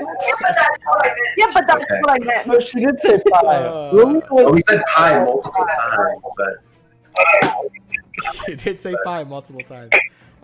Yes, So I didn't catch the subtlety altogether, and you get the sense now that maybe hitting 2, the one number not in the beginning of pi, was a bit of a false alarm, and told everyone below you that the wrong person is trying to hit these buttons.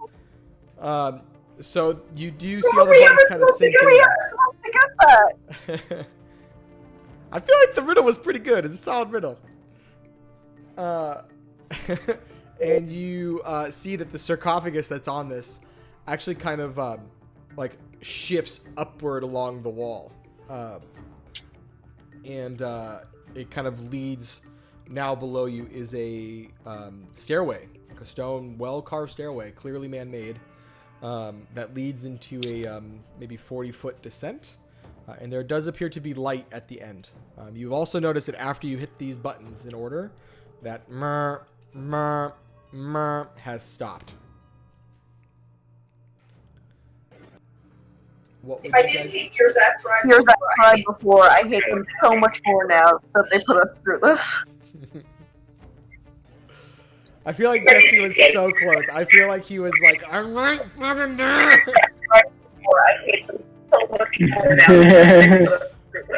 Yeah, sorry, I'm getting major echo on myself.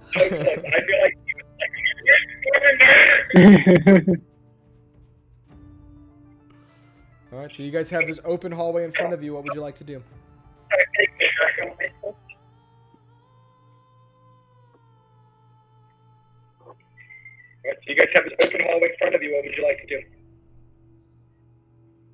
I guess let's go down the hallway. Alright. This is what we're here for. Let's do it. Let's head down. All right.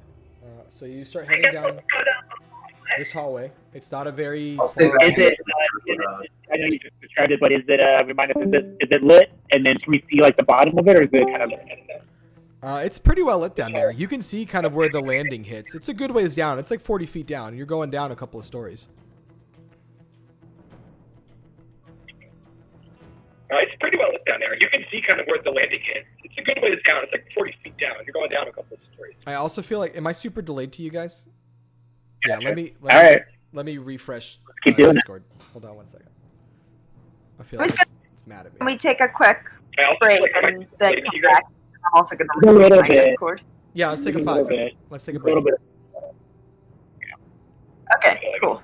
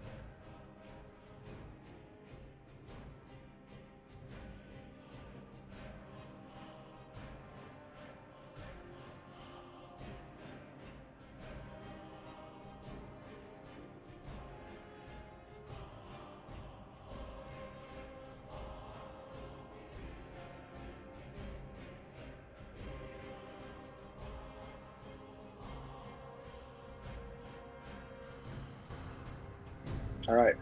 So Ivo, you kind of took off first and headed into this kind of downward stairway. And in front of you, you do see that it opens up a bit more into kind of an empty hallway.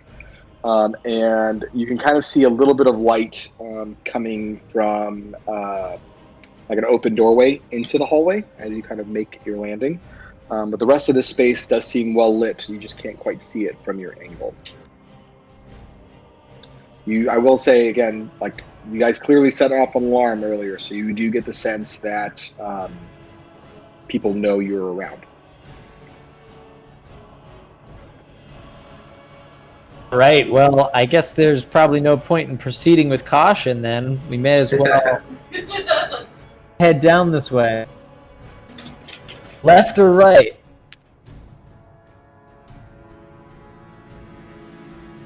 Does real quick, does anyone have a ability or like to see invisibility? I think or be able to cast a spell to try to see if there's any sort of, I guess, magic or anything like that to see if there's any more of these guys who are invisible. I have a lantern, but no magic. I don't have any sort of detect evil or anything like that. Zunis, do you have any, as a paladin, do you have any awareness of I do. surprises? I have divine sense where I can detect good and evil. That might be good. Say, give it a shot. Yeah, I'm happy to do so. DM, may I use said divine sense? So you can. So it's just specifically with divine sense and detect good and evil.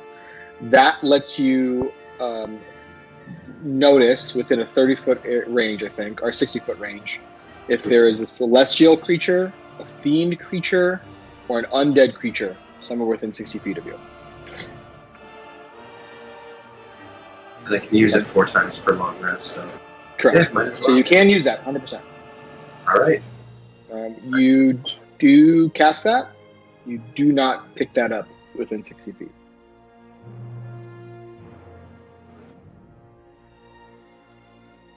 So you get the sense it's nothing like that in here. It's a good thing to do. In my travels, Go ahead, Dad. In my travels, most of the elementals and guardians that I've encountered generally are just at the start of just guarding the entrance. It's not something where they're going to be swarms of elementals or anything like that. They're kind of intended to just kill you right at the start. And now I think we just need to push ahead.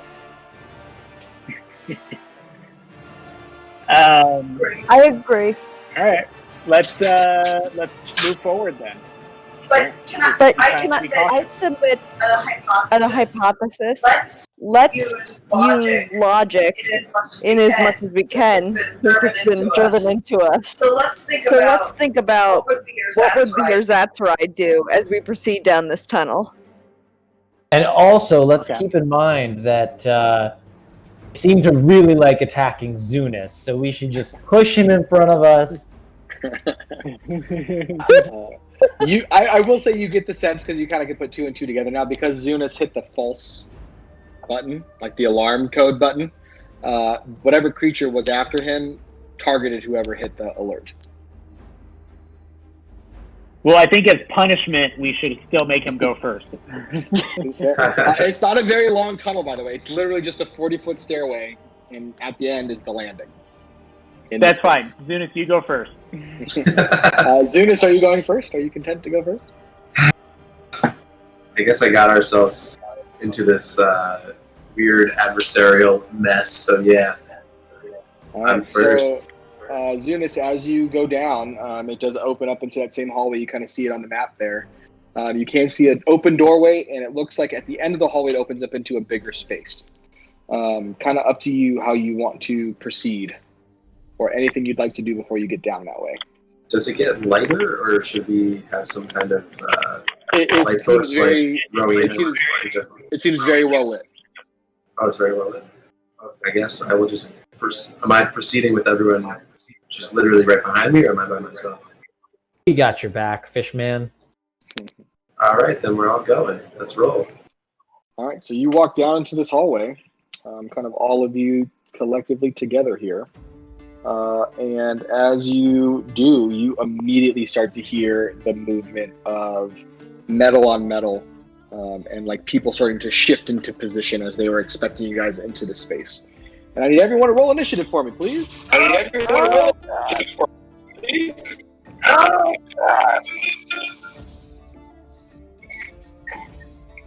Let's start with we'll roll for Dent. That's fine.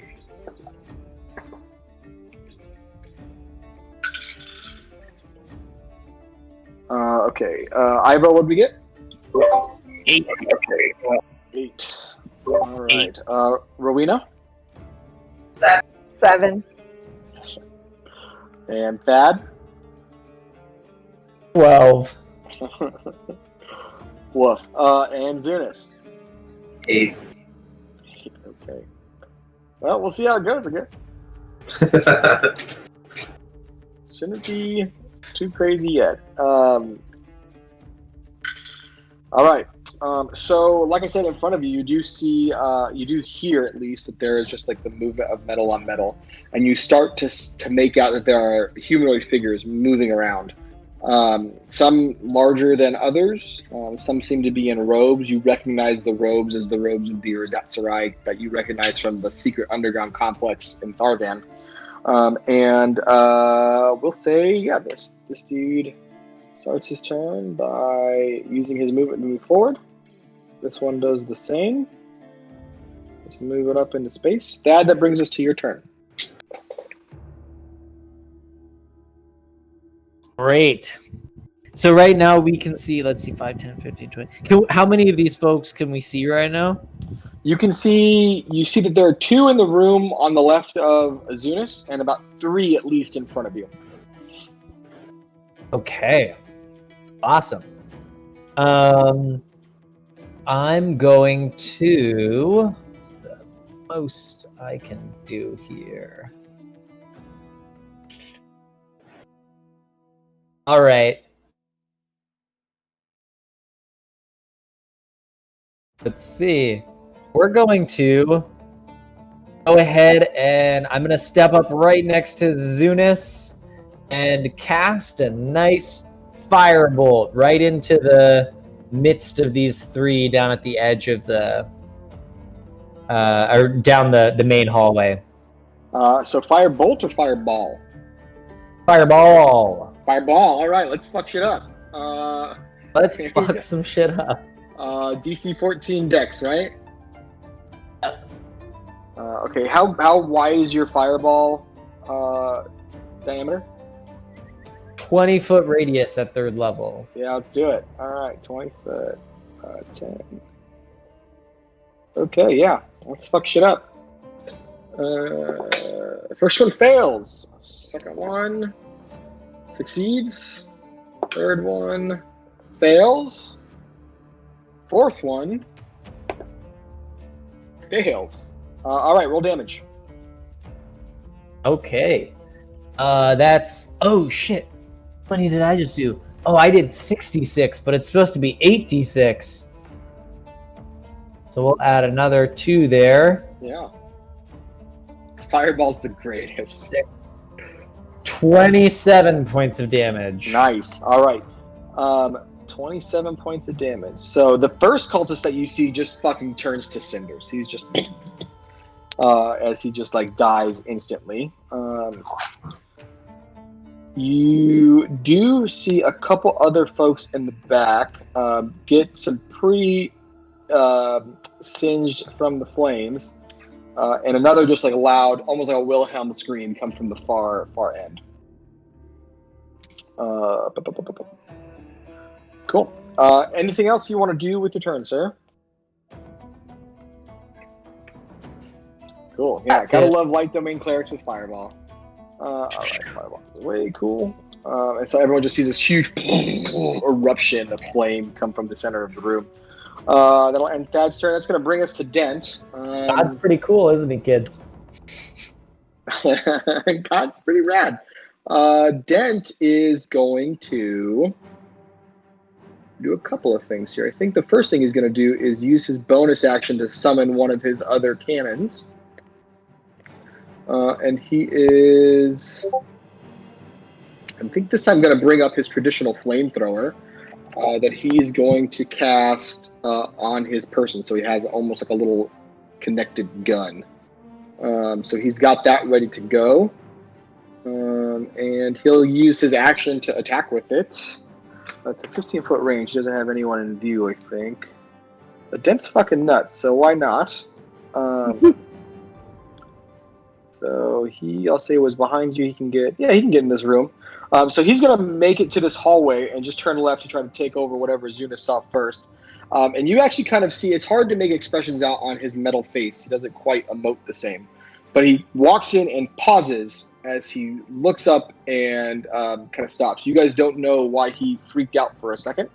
But as he kind of goes in there, he kind of has a quick pause and like decides to just commit to whatever he's doing. And he's going to try and shoot off in this room here. With it. That's actually a dex save. Let's see if they hit. He is successful. Is it half damage, though?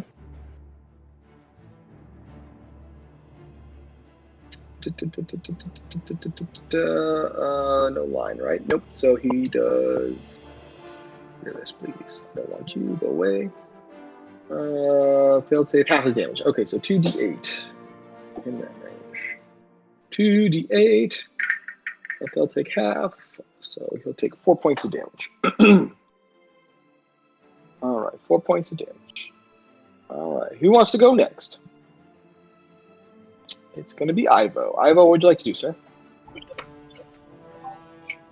I'm going to go ahead and remind me. So the room there on the left. How are we seeing into it? Is there a doorway or just like an open archway to it? It's like an open archway. Yeah, there's no door. Gotcha. There's no door. Gotcha. Okay, so I want to come up. I'm going to come up and stand in front of Zunis. Just to kind of protect Fishboy a little bit because I know he's hurting. And then I want to take. I want to cast. I'm going to cast Searing Smite. Okay. And then take my crossbow to I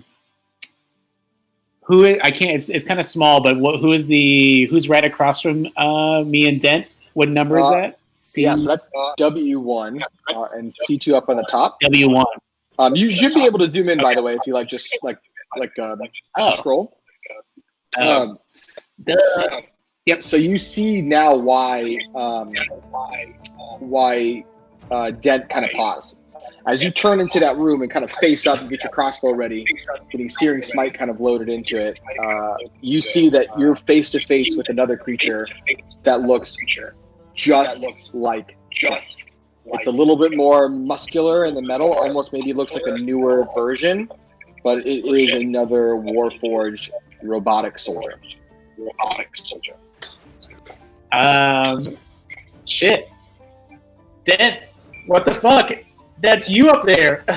Only a better you. What is that? It's not me, so kill it. So is this look? How close is it? Like, does it look like it's right above me? You can chop my head off, or is it kind of further up? It's further out. You've got like a few feet between you and it. Okay. And it's roughly like human size. It's like maybe 6 feet, 6. It's tall, but it's not like huge. It's just like hanging on the ceiling? Oh, no, it's standing. It's on legs. So I guess I don't understand. It's above us, though, right? The robot guy? The robot guy? Yeah. No, he's just walking on the ground. He's just walking on the ground. Oh, but why couldn't I see him before? Oh, that's W1. Yes. Are you talking about C2 as well? Yes. Are you talking about C2 as well? No. Okay, so W1, I thought you meant that they're above us, like above our heads. No. They're just walking. They're in this room, on the ground with gravity. They're in this room. Gotcha, in the room. Oh, okay. Now I understand. I thought it was above us, but now it's in the room. This makes sense. All right, so I'm going to cast Searing Smite and take my crossbow to Dent 2.0, W1. All right, roll to hit. Roll to hit.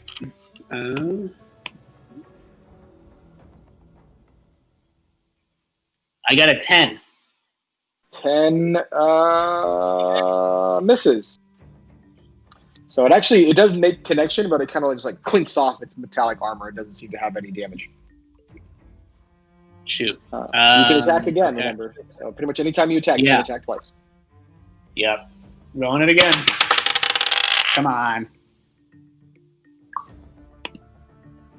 This one is a 15. That still misses. One quick thing on your crossbow, because you got to load and reload your crossbow. Technically, if you're going to attack twice, it can't be both with the crossbow. One with the crossbow, one with the sword would be okay. Or you can attack twice with your sword. Gotcha. Okay. That's all I can do then. Okay. So that'll bring us to Zunis, sir. Yes, sir.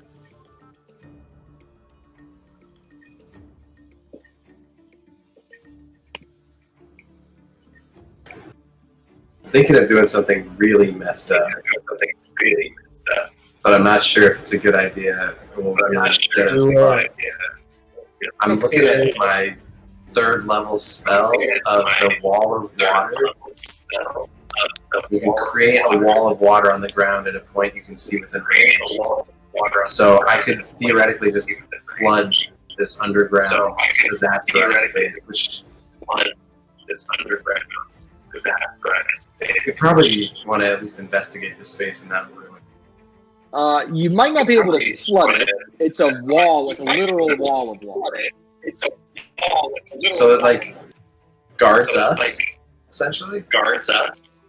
Yeah, it's like a barrier. But doesn't flood the place? That's kind of badass. Pretty much. Like, think of one half of Moses parting the Red Sea, kind of thing. Thank you for using Jewish terms for me. I started with Yiddish, and then I moved to this. So.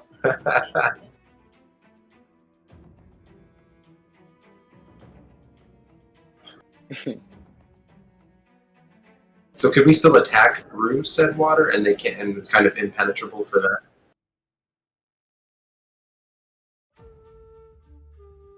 You can try to walk through it, but you would have, like, you might get pushed.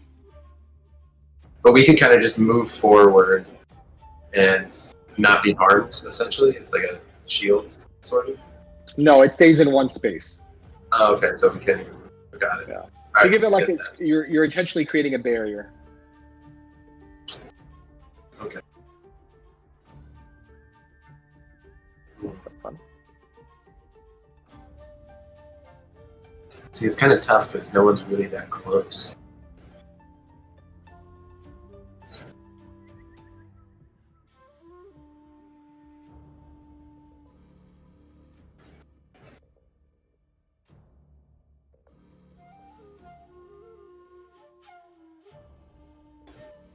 Alright. Since Rowena is next, I'm going to do something I haven't done before and give her heroism.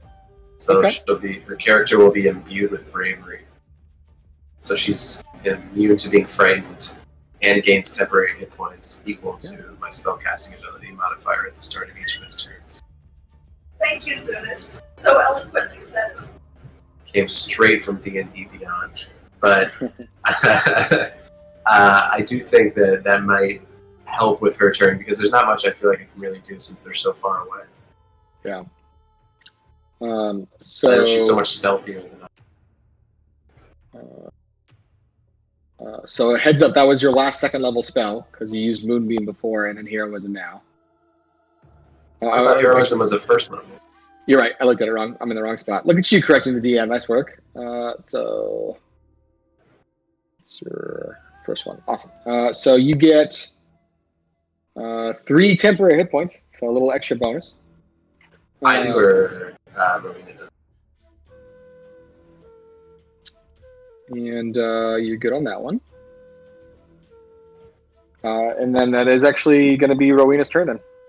Did you... Well, that was your action, so that's all good. So, Rowena, what do you want to do? I would like to...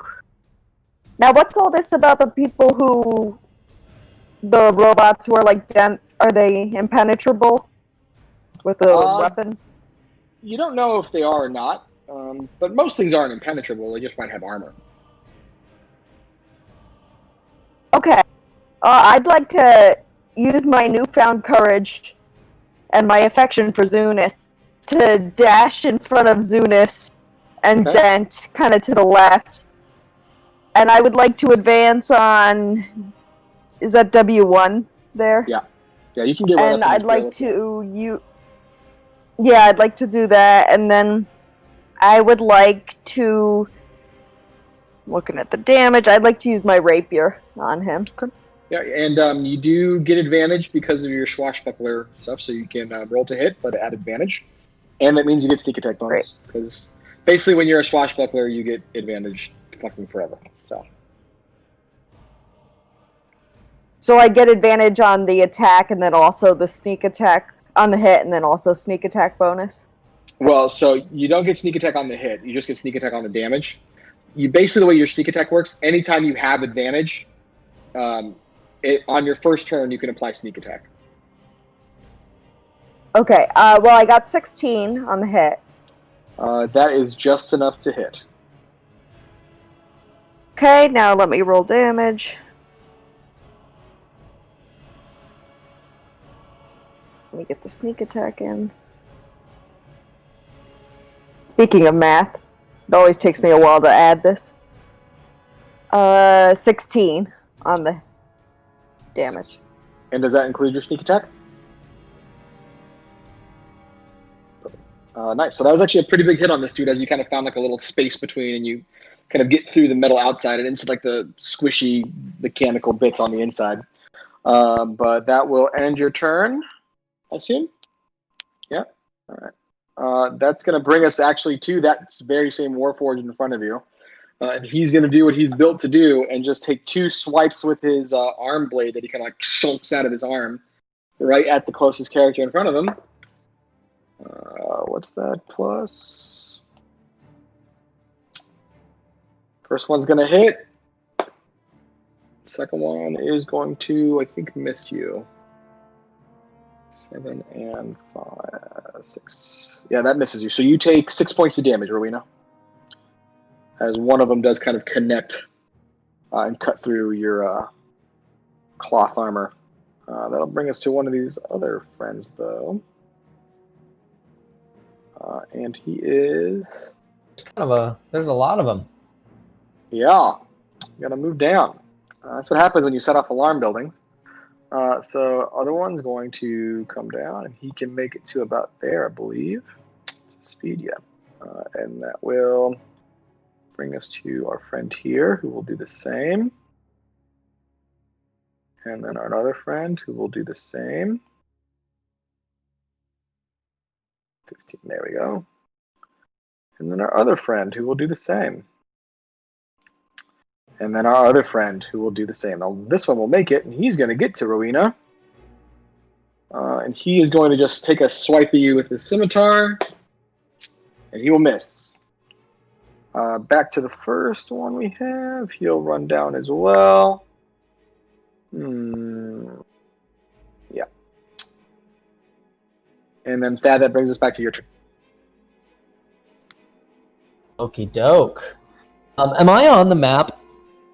You are not yet, but I can get you there. Cool. Awesome. Thanks. Alrighty. Well, let's see.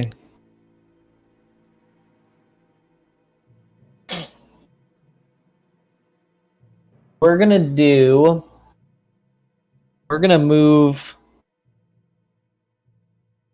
It's real tight here, huh? We're gonna move up. Oh, I'm not. Is there a button I should press to be able to move myself? There should be like a crosshair in the top left, like a little 4-arrow crosshair. Gotcha. All right, I just want to, I guess 5, 10, 15, 20. I guess I'll just stay where I'm at. And I'm going to blast some Radiance of the Dawn up at crew here. Crew straight ahead. What level is that?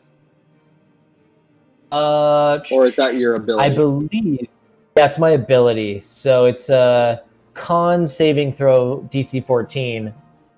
And then radiant damage. And range of 30 feet. Oh, so actually, yeah, 5, 10, 15, 20, 25, 30. Yeah, I'll stay where I'm at. So you just want to kind of put it in the center of these dudes at 30 feet, basically, to get all of them? All right. That's even bigger than fucking Fireball. Cool. Let's make our 30-foot circle, I guess. Jesus Christ. Okay. And we're just going to say you're going to put it there so it doesn't hit your friends, I imagine. Yeah, that would be good. And DC 14 for all of these fools. 1, 2, 3, 4, 5. All right, we'll start with we'll just go clockwise with C5. First one succeeds. W4 fails. W2 succeeds. W3. What was it? A con save? Con, yeah. W3 succeeds. And C1 fails. So W4 and C1 are going to take full damage. The rest are going to take half. Yes. I'm going to give them a... Shoot. Wait, no. Looks like 2d10 plus 5. Plus 5. Which is 20 total. Nice. All right. So the first one just kind of erupts in like bright light. He's going to take, actually full because he failed, a big old chunk of that. He's going to take... We pray to Helm. I like the prayer. See ya. Yippee-ki-yay, motherfucker. W3 10 because he succeeded. And then you are going to just be murdered. All right. So 3 are still standing. They all seem to be the Warforged soldiers, but they are... am I seeing... Okay, cool. Oh, actually, you know what? I forgot this guy in the far corner, too. He's dead. You're dead.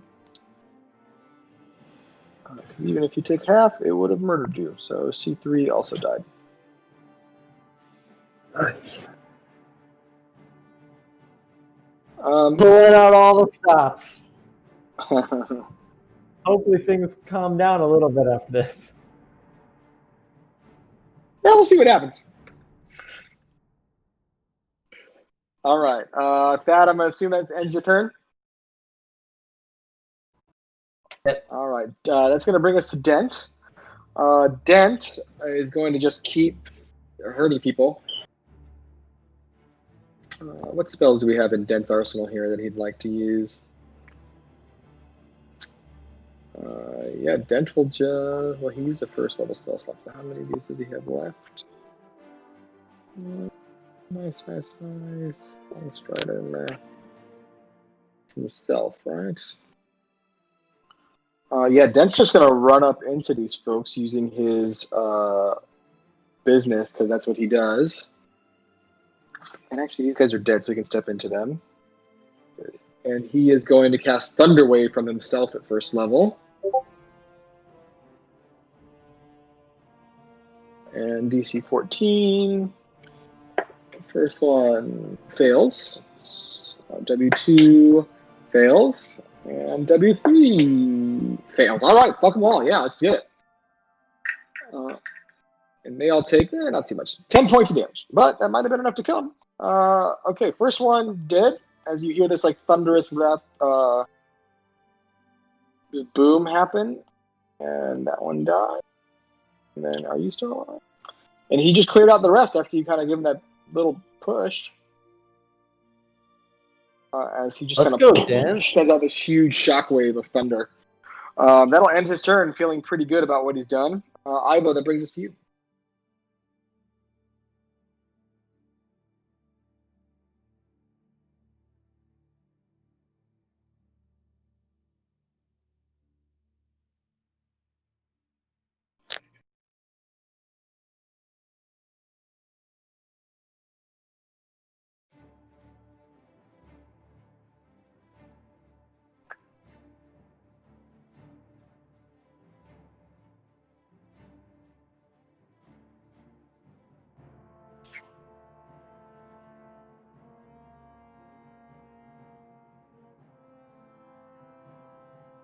Okay. Yeah, crush.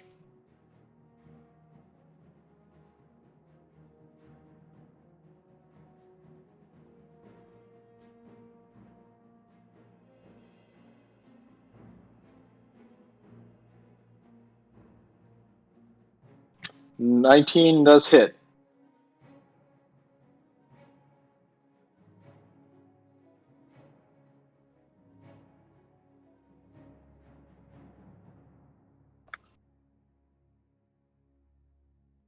Oh, nice. Okay, so that first soldier, as you kind of swing through with your shadow spike, kind of catches him on the ground, and his legs just come out from under him, and you pull him off.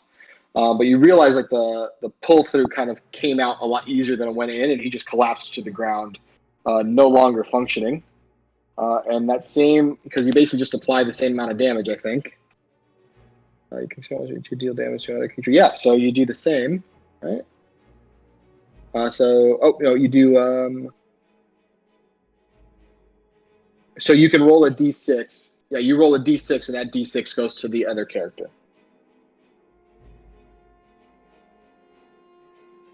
Yeah, that's one of your superiority die. Take what you roll. Okay, you do 1 point of damage to this dude as a little bit of it nicks in as you pull your blade.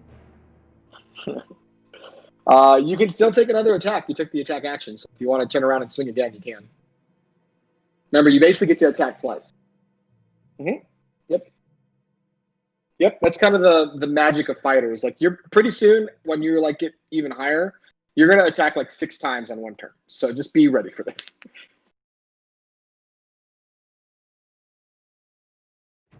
All right. That hits. Go ahead and roll damage now.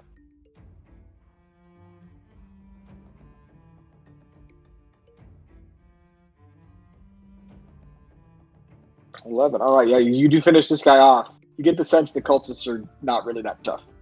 And you've grown in level since you first encountered these. Zuna, so that brings us back to you, sir.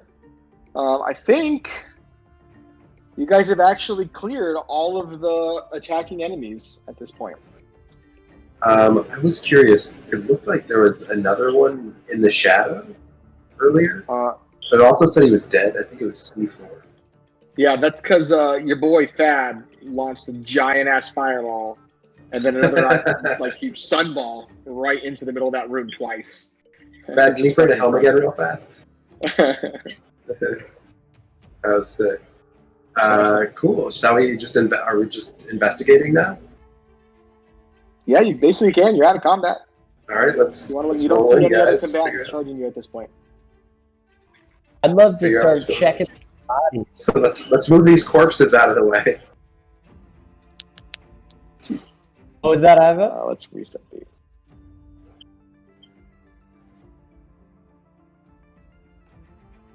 Sure. Roll a investigation check as you kind of look at this space.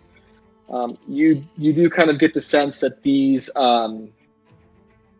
this space is kind of meant as a kind of like a sentry room, and it is like it's just got a couple of desks and some weapons and things set aside. It was clearly meant to be a very obvious lookout room for anyone coming down the stairs that would have had full view of the stairway coming down. I would love to check some of the bodies for like keys or notes, just kind of go through what they've got. Roll a investigation check for me. Let's see. That is a 13. So as you're kind of going from body to body, you don't see too much on them. I will say you pick up about 15 gold pieces amongst them all as you're kind of going through them. They don't tend to carry a lot of gold on them down here. They don't really need it. But as you're in this kind of main space, you see that it does open up into a pretty big, almost like atrium. Where am I getting? I'm getting some echo from someone. I think it might be Zunis. Let me zoom. There you go. It kind of opens up into like this central area. It's like pretty wide. It opens up into kind of the 65-foot wide space. It's huge, and you really get the sense now that you are underground at least a few stories. And it really gets you a sense of this complex in general. It's not the biggest, but it's clearly been very long-lasting. Has been used for a lot of stuff. It's rather well maintained, even though it's been old. In front of you is a bit of a dais where two stairs kind of lead into to kind of more elevated portion. Behind that leads further down. You can kind of see a hallway with a pretty large set of doors there. In the middle of this dais where these stairs lead to in this elevated area is a large statue that matches the geometric statue of the human that you saw outside. The difference is this statue actually in its hand held up, kind of grasped, is a large circular Erzatzerai stone symbol.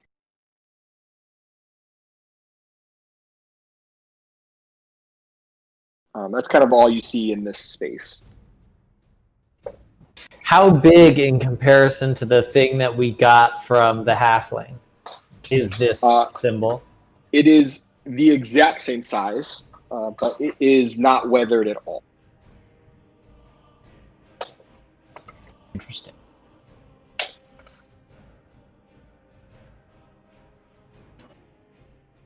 I'd like to go try and press the symbol on the statue. Sure. You walk up to it and try to press it and look for things. Roll an investigation check on it.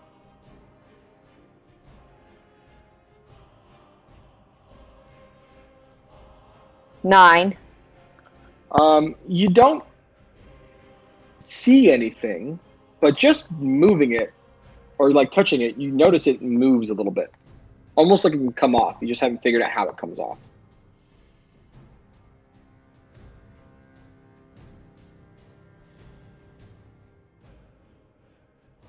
Certainly looks as though perhaps the statue above could hold the Zatsurai symbol that we have acquired.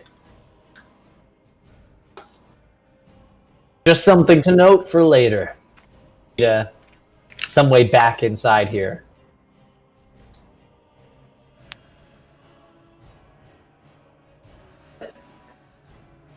Yeah, what's over there? You want to Should we go investigate? one or the one with the door? I'd like to explore that. Yeah. You can move in there. Do me a favor, if you're moving around, just don't move through closed doors. Open doors are more than fine. You can see in them. So if you go into that space here, you do see that it is kind of like a mess hall. There's a bunch of tables and chairs. You can see some half-eaten food. You get the sense the alarm went off in the middle of some people eating.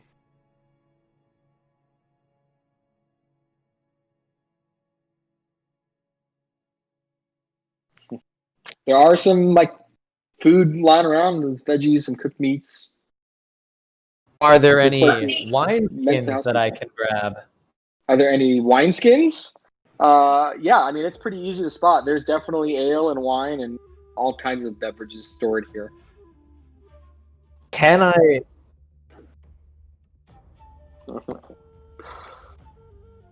I'm a little shaken just by the sheer force that has surged forth from me. So I'd like to grab a tankard of ale for myself, and also if there's a wineskin, I'll pack that away. I want to taste their vintages, you know? Indeed, you have a wineskin of Erzatsarai wine of unknown origin and ale. Feel free to add it into your inventory. But other than that, nothing else seems to be of huge interest inside this mess hall. You do see back in the atrium, there are a few different pathways to take. There is a door near the south that seems closed, a small door. There's also a double door up kind of on the top of the atrium near the right side of the walkway. And then there's a large hallway that leads further down.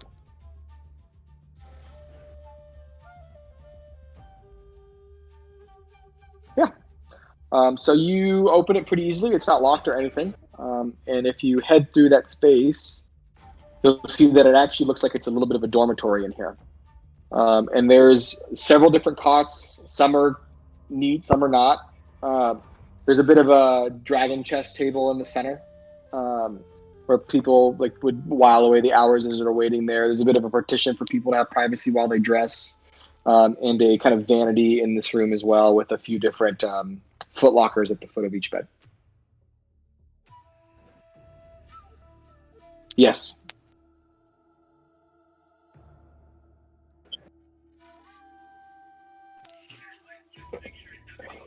Yeah, totally. Roll an investigation check. Let's just do it for 20 minutes. Let's just don't ask me to do it, please. I want to know if you guys think, did you solve pi faster than you solved the original fireplace is the question. No. 12. Yeah, so you do push around the fireplace, and it shifts a little bit, but it just seems like a loose rock. It doesn't seem like it's important. It's just shittily. Yeah, right. Let's roll again.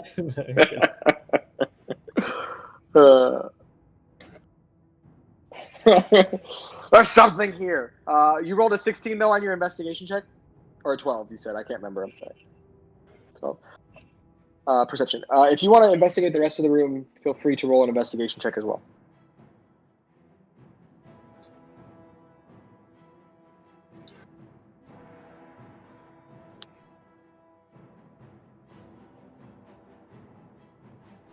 Yeah, you don't find anything else of value inside of this space.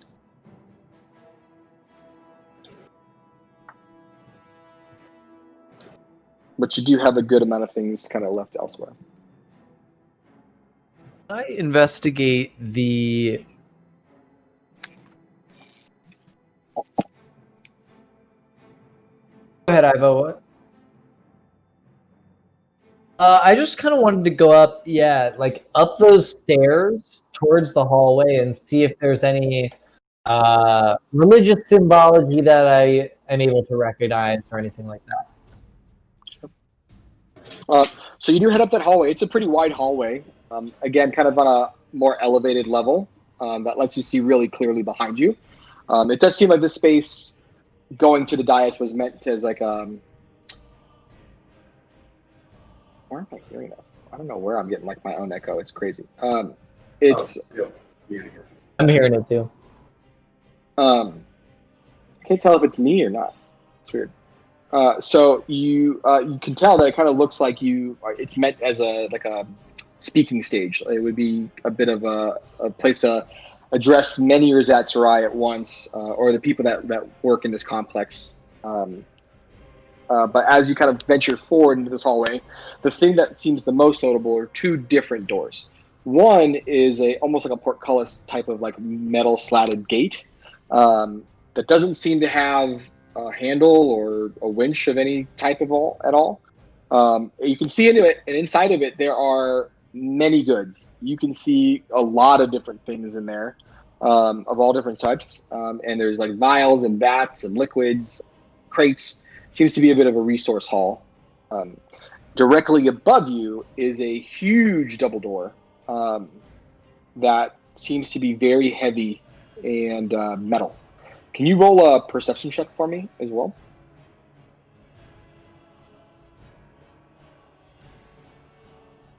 Yes, 14. 14. Strangely enough, this metal door seems to be perfectly machined to fit seamlessly together. There is not one bit of light leakage coming from the inside of it. It looks like it's almost flush. And to your dwarven eye, someone who works is used to seeing really good masonry, that same level of skill is done with this metal. And that makes it seem as if this room was meant to be airtight, watertight, etc. Good thing you didn't cast all that water in here, Zunis. One other thing that you notice with that perception check, next to the resource vault, there is no keyhole. There are no levers or latches, but next to the vault is about a like 2 fist-sized circle that seems to be a little inset hole. About the size of any of the Azatsuri symbols that we have with us? The exact size of the one that you have, that you got from the halfling, which I guess you learned through proxy is the same size as the other one you saw.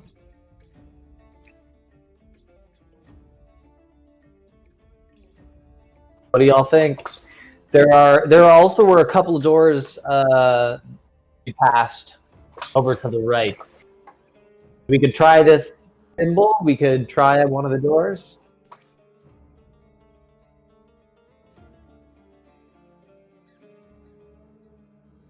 These ones? Sure. So you try to kind of open them, grab a couple of the levers and handles on the doors, but they, they're locked. You aren't able to open them.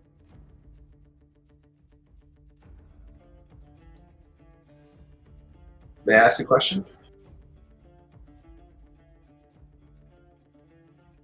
Yeah, what's up, Zunis? From all the corpses that are just hanging out, do we really investigate to see if any of them had keys on their person? Thad did investigate. You didn't see keys, just some scatterings of gold. I would like to use my thieves' tools to try and open the door. Sure. Roll a thieves' tools check. So that's for you. It's for thieves' tools. It's a D20 plus 6.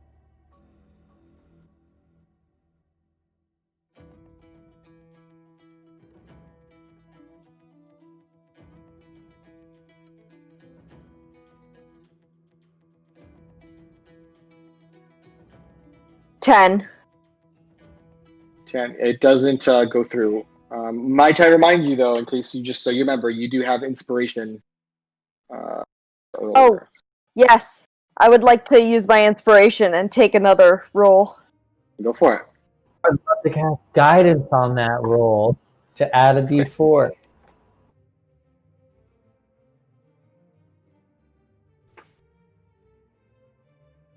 So on the D20 plus 6, I got 22. Okay, plus 4. Plus a D4. So 24 total. All right, so you do kind of the first time, you're like, I can't quite find the levers, and then you kind of dig in a little bit deeper, and you're like, I just feel it, and then you grab underneath it, and the door opens up and unlocks. Are we going inside? Yes, let's go inside. I'm still getting a lot of echo, by the way. Yeah, where is it coming from? No, I don't think it's you. I don't think it's her either.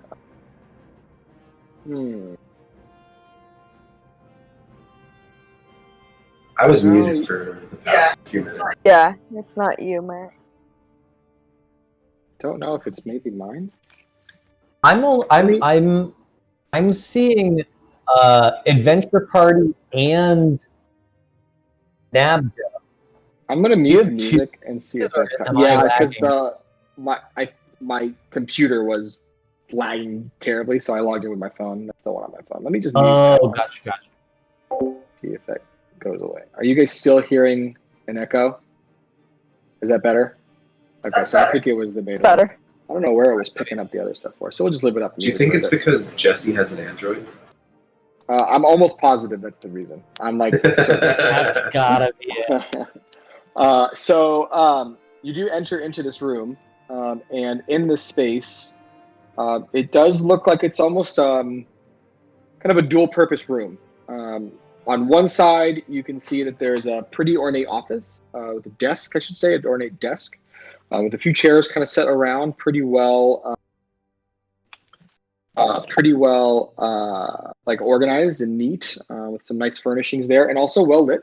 You notice that there are candles still lit in the space, even the ones on the desk, not just the ones on the wall. There's a wooden partition that kind of divides the room in half. And if you look around that side, you can see that it's almost like a bedchamber. So this seems to be kind of like I said, a dual-purpose room, half for office building, half as a bedroom. And the bed that you see is a pretty big bed. It's nice. There's a lot of nice furniture that's ornate and heavier and more stout. So this seems like it might be the organizer or leader of this complex's area of staying. I'd like to investigate his armoire there. Yeah, you want to investigate like the wardrobe? Yeah. Okay. So roll an investigation check for me. Or it could be her armoire. I misspoke. Either one. But the Erzatzerai seem very male-dominated. I got a 9. You open it up. It doesn't seem like there's anything out of the ordinary for a wardrobe to exist. What you do see, though, are robes. And you actually, funnily enough, see that these robes belong likely to a woman. But they are nice robes. They have the Erzatzerai symbol. They're very well made. Lots of different fabric types. But nothing of value necessarily inside. Are they Lena's robes? Say that again? Are they Lena's robes? You don't know. To this point, you don't know if Lena has findings with the with the Erzatzerai. So you're not sure. Okay. Let me see. I don't suppose there's anything else to investigate around here. What's this at the foot of the bed? Yeah, is this like a trunk? Yeah, there's a trunk. There's a nightstand near the bed. There's a nice bag, nice big bed. So there are a few different things to check out. There's also that desk in the main area as well. I'll check out that desk. What are you looking for anything specifically? How are you going through it? Walk me through what you're probably... I want to check the top for anything that looks like important papers or missives, and then also kind of feel around underneath for maybe any hidden compartments or any like drawers or anything like that. So there aren't really any papers on top that you can really make out. There's a few things like this stuff has been moved to the resource vault. You see a couple things that say Experiment 6 successful. A word does kind of pop out. You do see the word spike a few times, but not like the full phrase word spike that you were expecting, but it does seem odd. As you feel around the desk, you don't notice anything that seems like a hidden compartment, but there are several drawers on it. I'll say while you're this close to it, can you do me a favor and roll a perception check?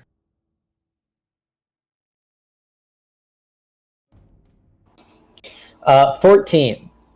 Nothing really stands out that you...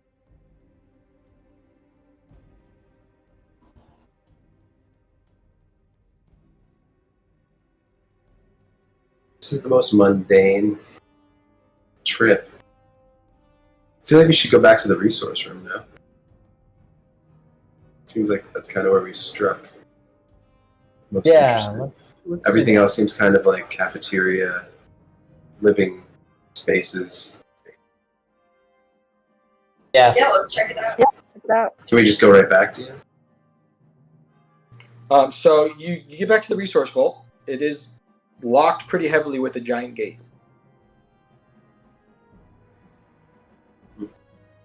I won't let me out. I think we should try putting our Erzatzerai symbol in the groove. So you do put What do you all think? the circular symbol that you got, Oh yeah. Torvald found in there, and it slides in still perfectly. Although the edges are kind of wet, you can kind of see where the circle doesn't quite fit, and it goes all the way to the back. And as it kind of feel it grab a little bit, and you turn it, but it's not catching. It's almost like a stripped screw, and it's just kind of turning, kind of uselessly in there.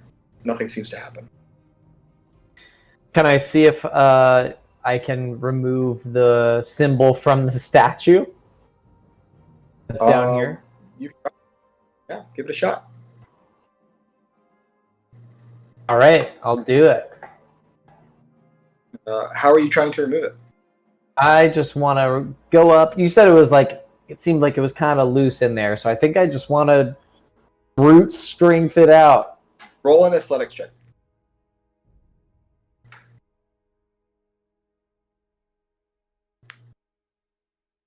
I rolled a 9. Yeah, so it doesn't seem to budge. It does feel loose, it's almost like it's held in place by the hand that's holding it, but you're not able to pull it out of there.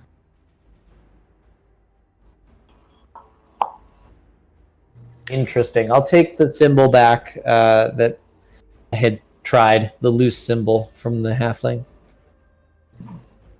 What do you think, team?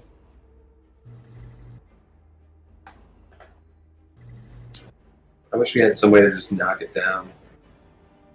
Well, we do have the shatter spike. You could try slashing it up.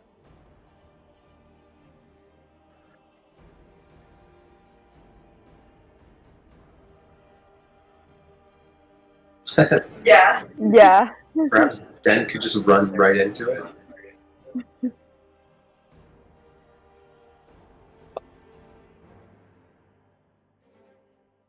You definitely can hit it. Roll to hit just so.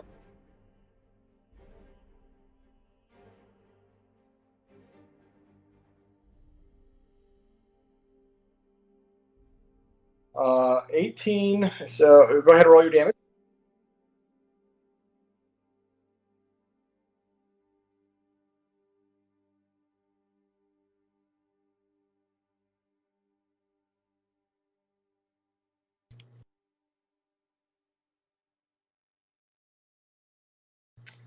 I guess it's actually an automatic critical since it's an object. So you would do 16. So, I mean, you do get a little bit of a, but it's a huge metal grate. So hitting it with your sword may be one of the bars, but hitting a person through it's going to be you're basically attacking a pork color with a sword.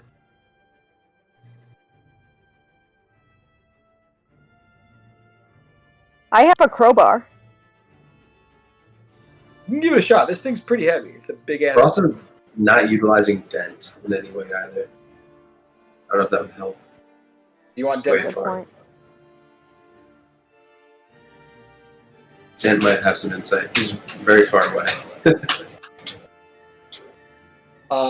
And Dent will tell you need to find the key. I think that would make sense.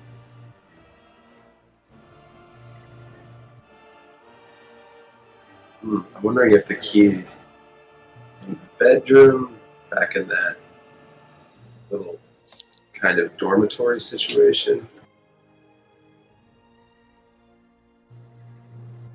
We know it's not on any of the persons.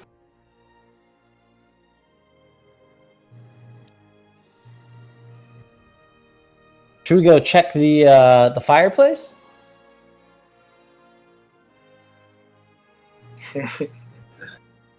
Instead of playing hide and seek, is there a way we could do some kind of check to help us be hot or cold to find Or it? math. Or math? What you suspect? What would you want to look at? Just like a hot or cold almost. Are we getting hotter or colder toward finding said key? It's not quite how it works. That's what I want. You asked what I wanted. I've been kind of chomping a bit to blow something up. Oh, I think the echo might be coming from Ivo. Blow it up. What if I took my oil and my lantern and just made a trail of oil from further down the hall, and then we stood at the other end of the hall and set it on fire? What are you trying to accomplish? Blow up the door. Roll a just a straight intelligence roll. See if this isn't an intelligent idea.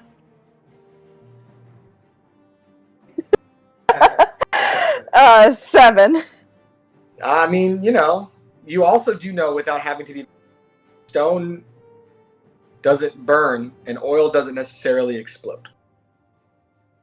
I'm just offering for the future, team. I'm ready to blow something up. Just for future reference, we're ready to blow things. Remember what that perception check you had? Almost sounds like a threat.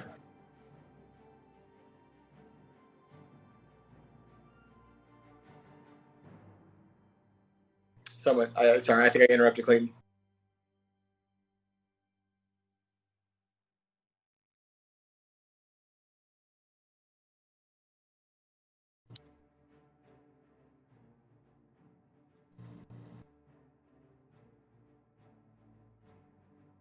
Sure, yeah, I'll investigate those large doors, see if there's some way to open it.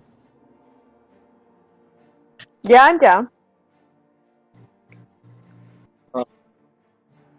So you do double door, and the double doors don't seem locked. They seem like you can push them open actually pretty easily. They are quite heavy though. Can I ask who's opening them?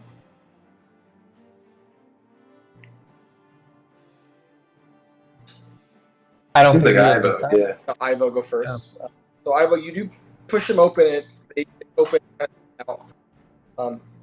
As the heavy double doors kind of swing forward, it seems like you're in a different place.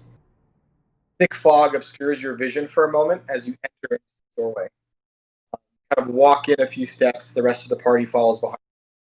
And all of you start to hear the metal doors kind of scrape close as you. And as they close, you kind of see this fog that's been blocking and swirl and settle around you, and it kind of clears your vision for a bit as you kind of see the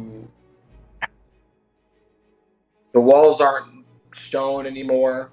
They're not like these stone walls. They look like the rocky, damp interior of the cave, almost like the cave you saw in the Underdark. Walls are heavily covered in moss and wet, and they have this bluish green moss kind of growing all over them in a lot of different ways, in a lot of different areas. As you kind of walk further into this room through this fog, a few more steps, you start to notice that from the center of this space, you hear like this burbling, gurgling, almost like a language from the center of the room. And you kind of get a sense of deja vu for a second. You remember where you heard underwater type language before. It is the same Kuatoa creatures that you remembered outside the very first ruins where you found the very first world spike many weeks ago on Farban. The first ruins that Watcher Sims spike. And as you kind of recognize that, the fog, the doors slam behind you, and you hear this huge metallic clank kind of close you in. And then you do hear kind of mechanical doors clearly see they're locked. The fog finally completely kind of settles and spreads to the outside of this rocky room, this rocky and you see now in the center black, dead, empty eyes stare back at you as 3 Kuatoa creatures, larger than the others, one with a staff, stare back at you. Behind them, you see what appears to be a metal rod floating in the air. And that's where we'll end the adventure tonight.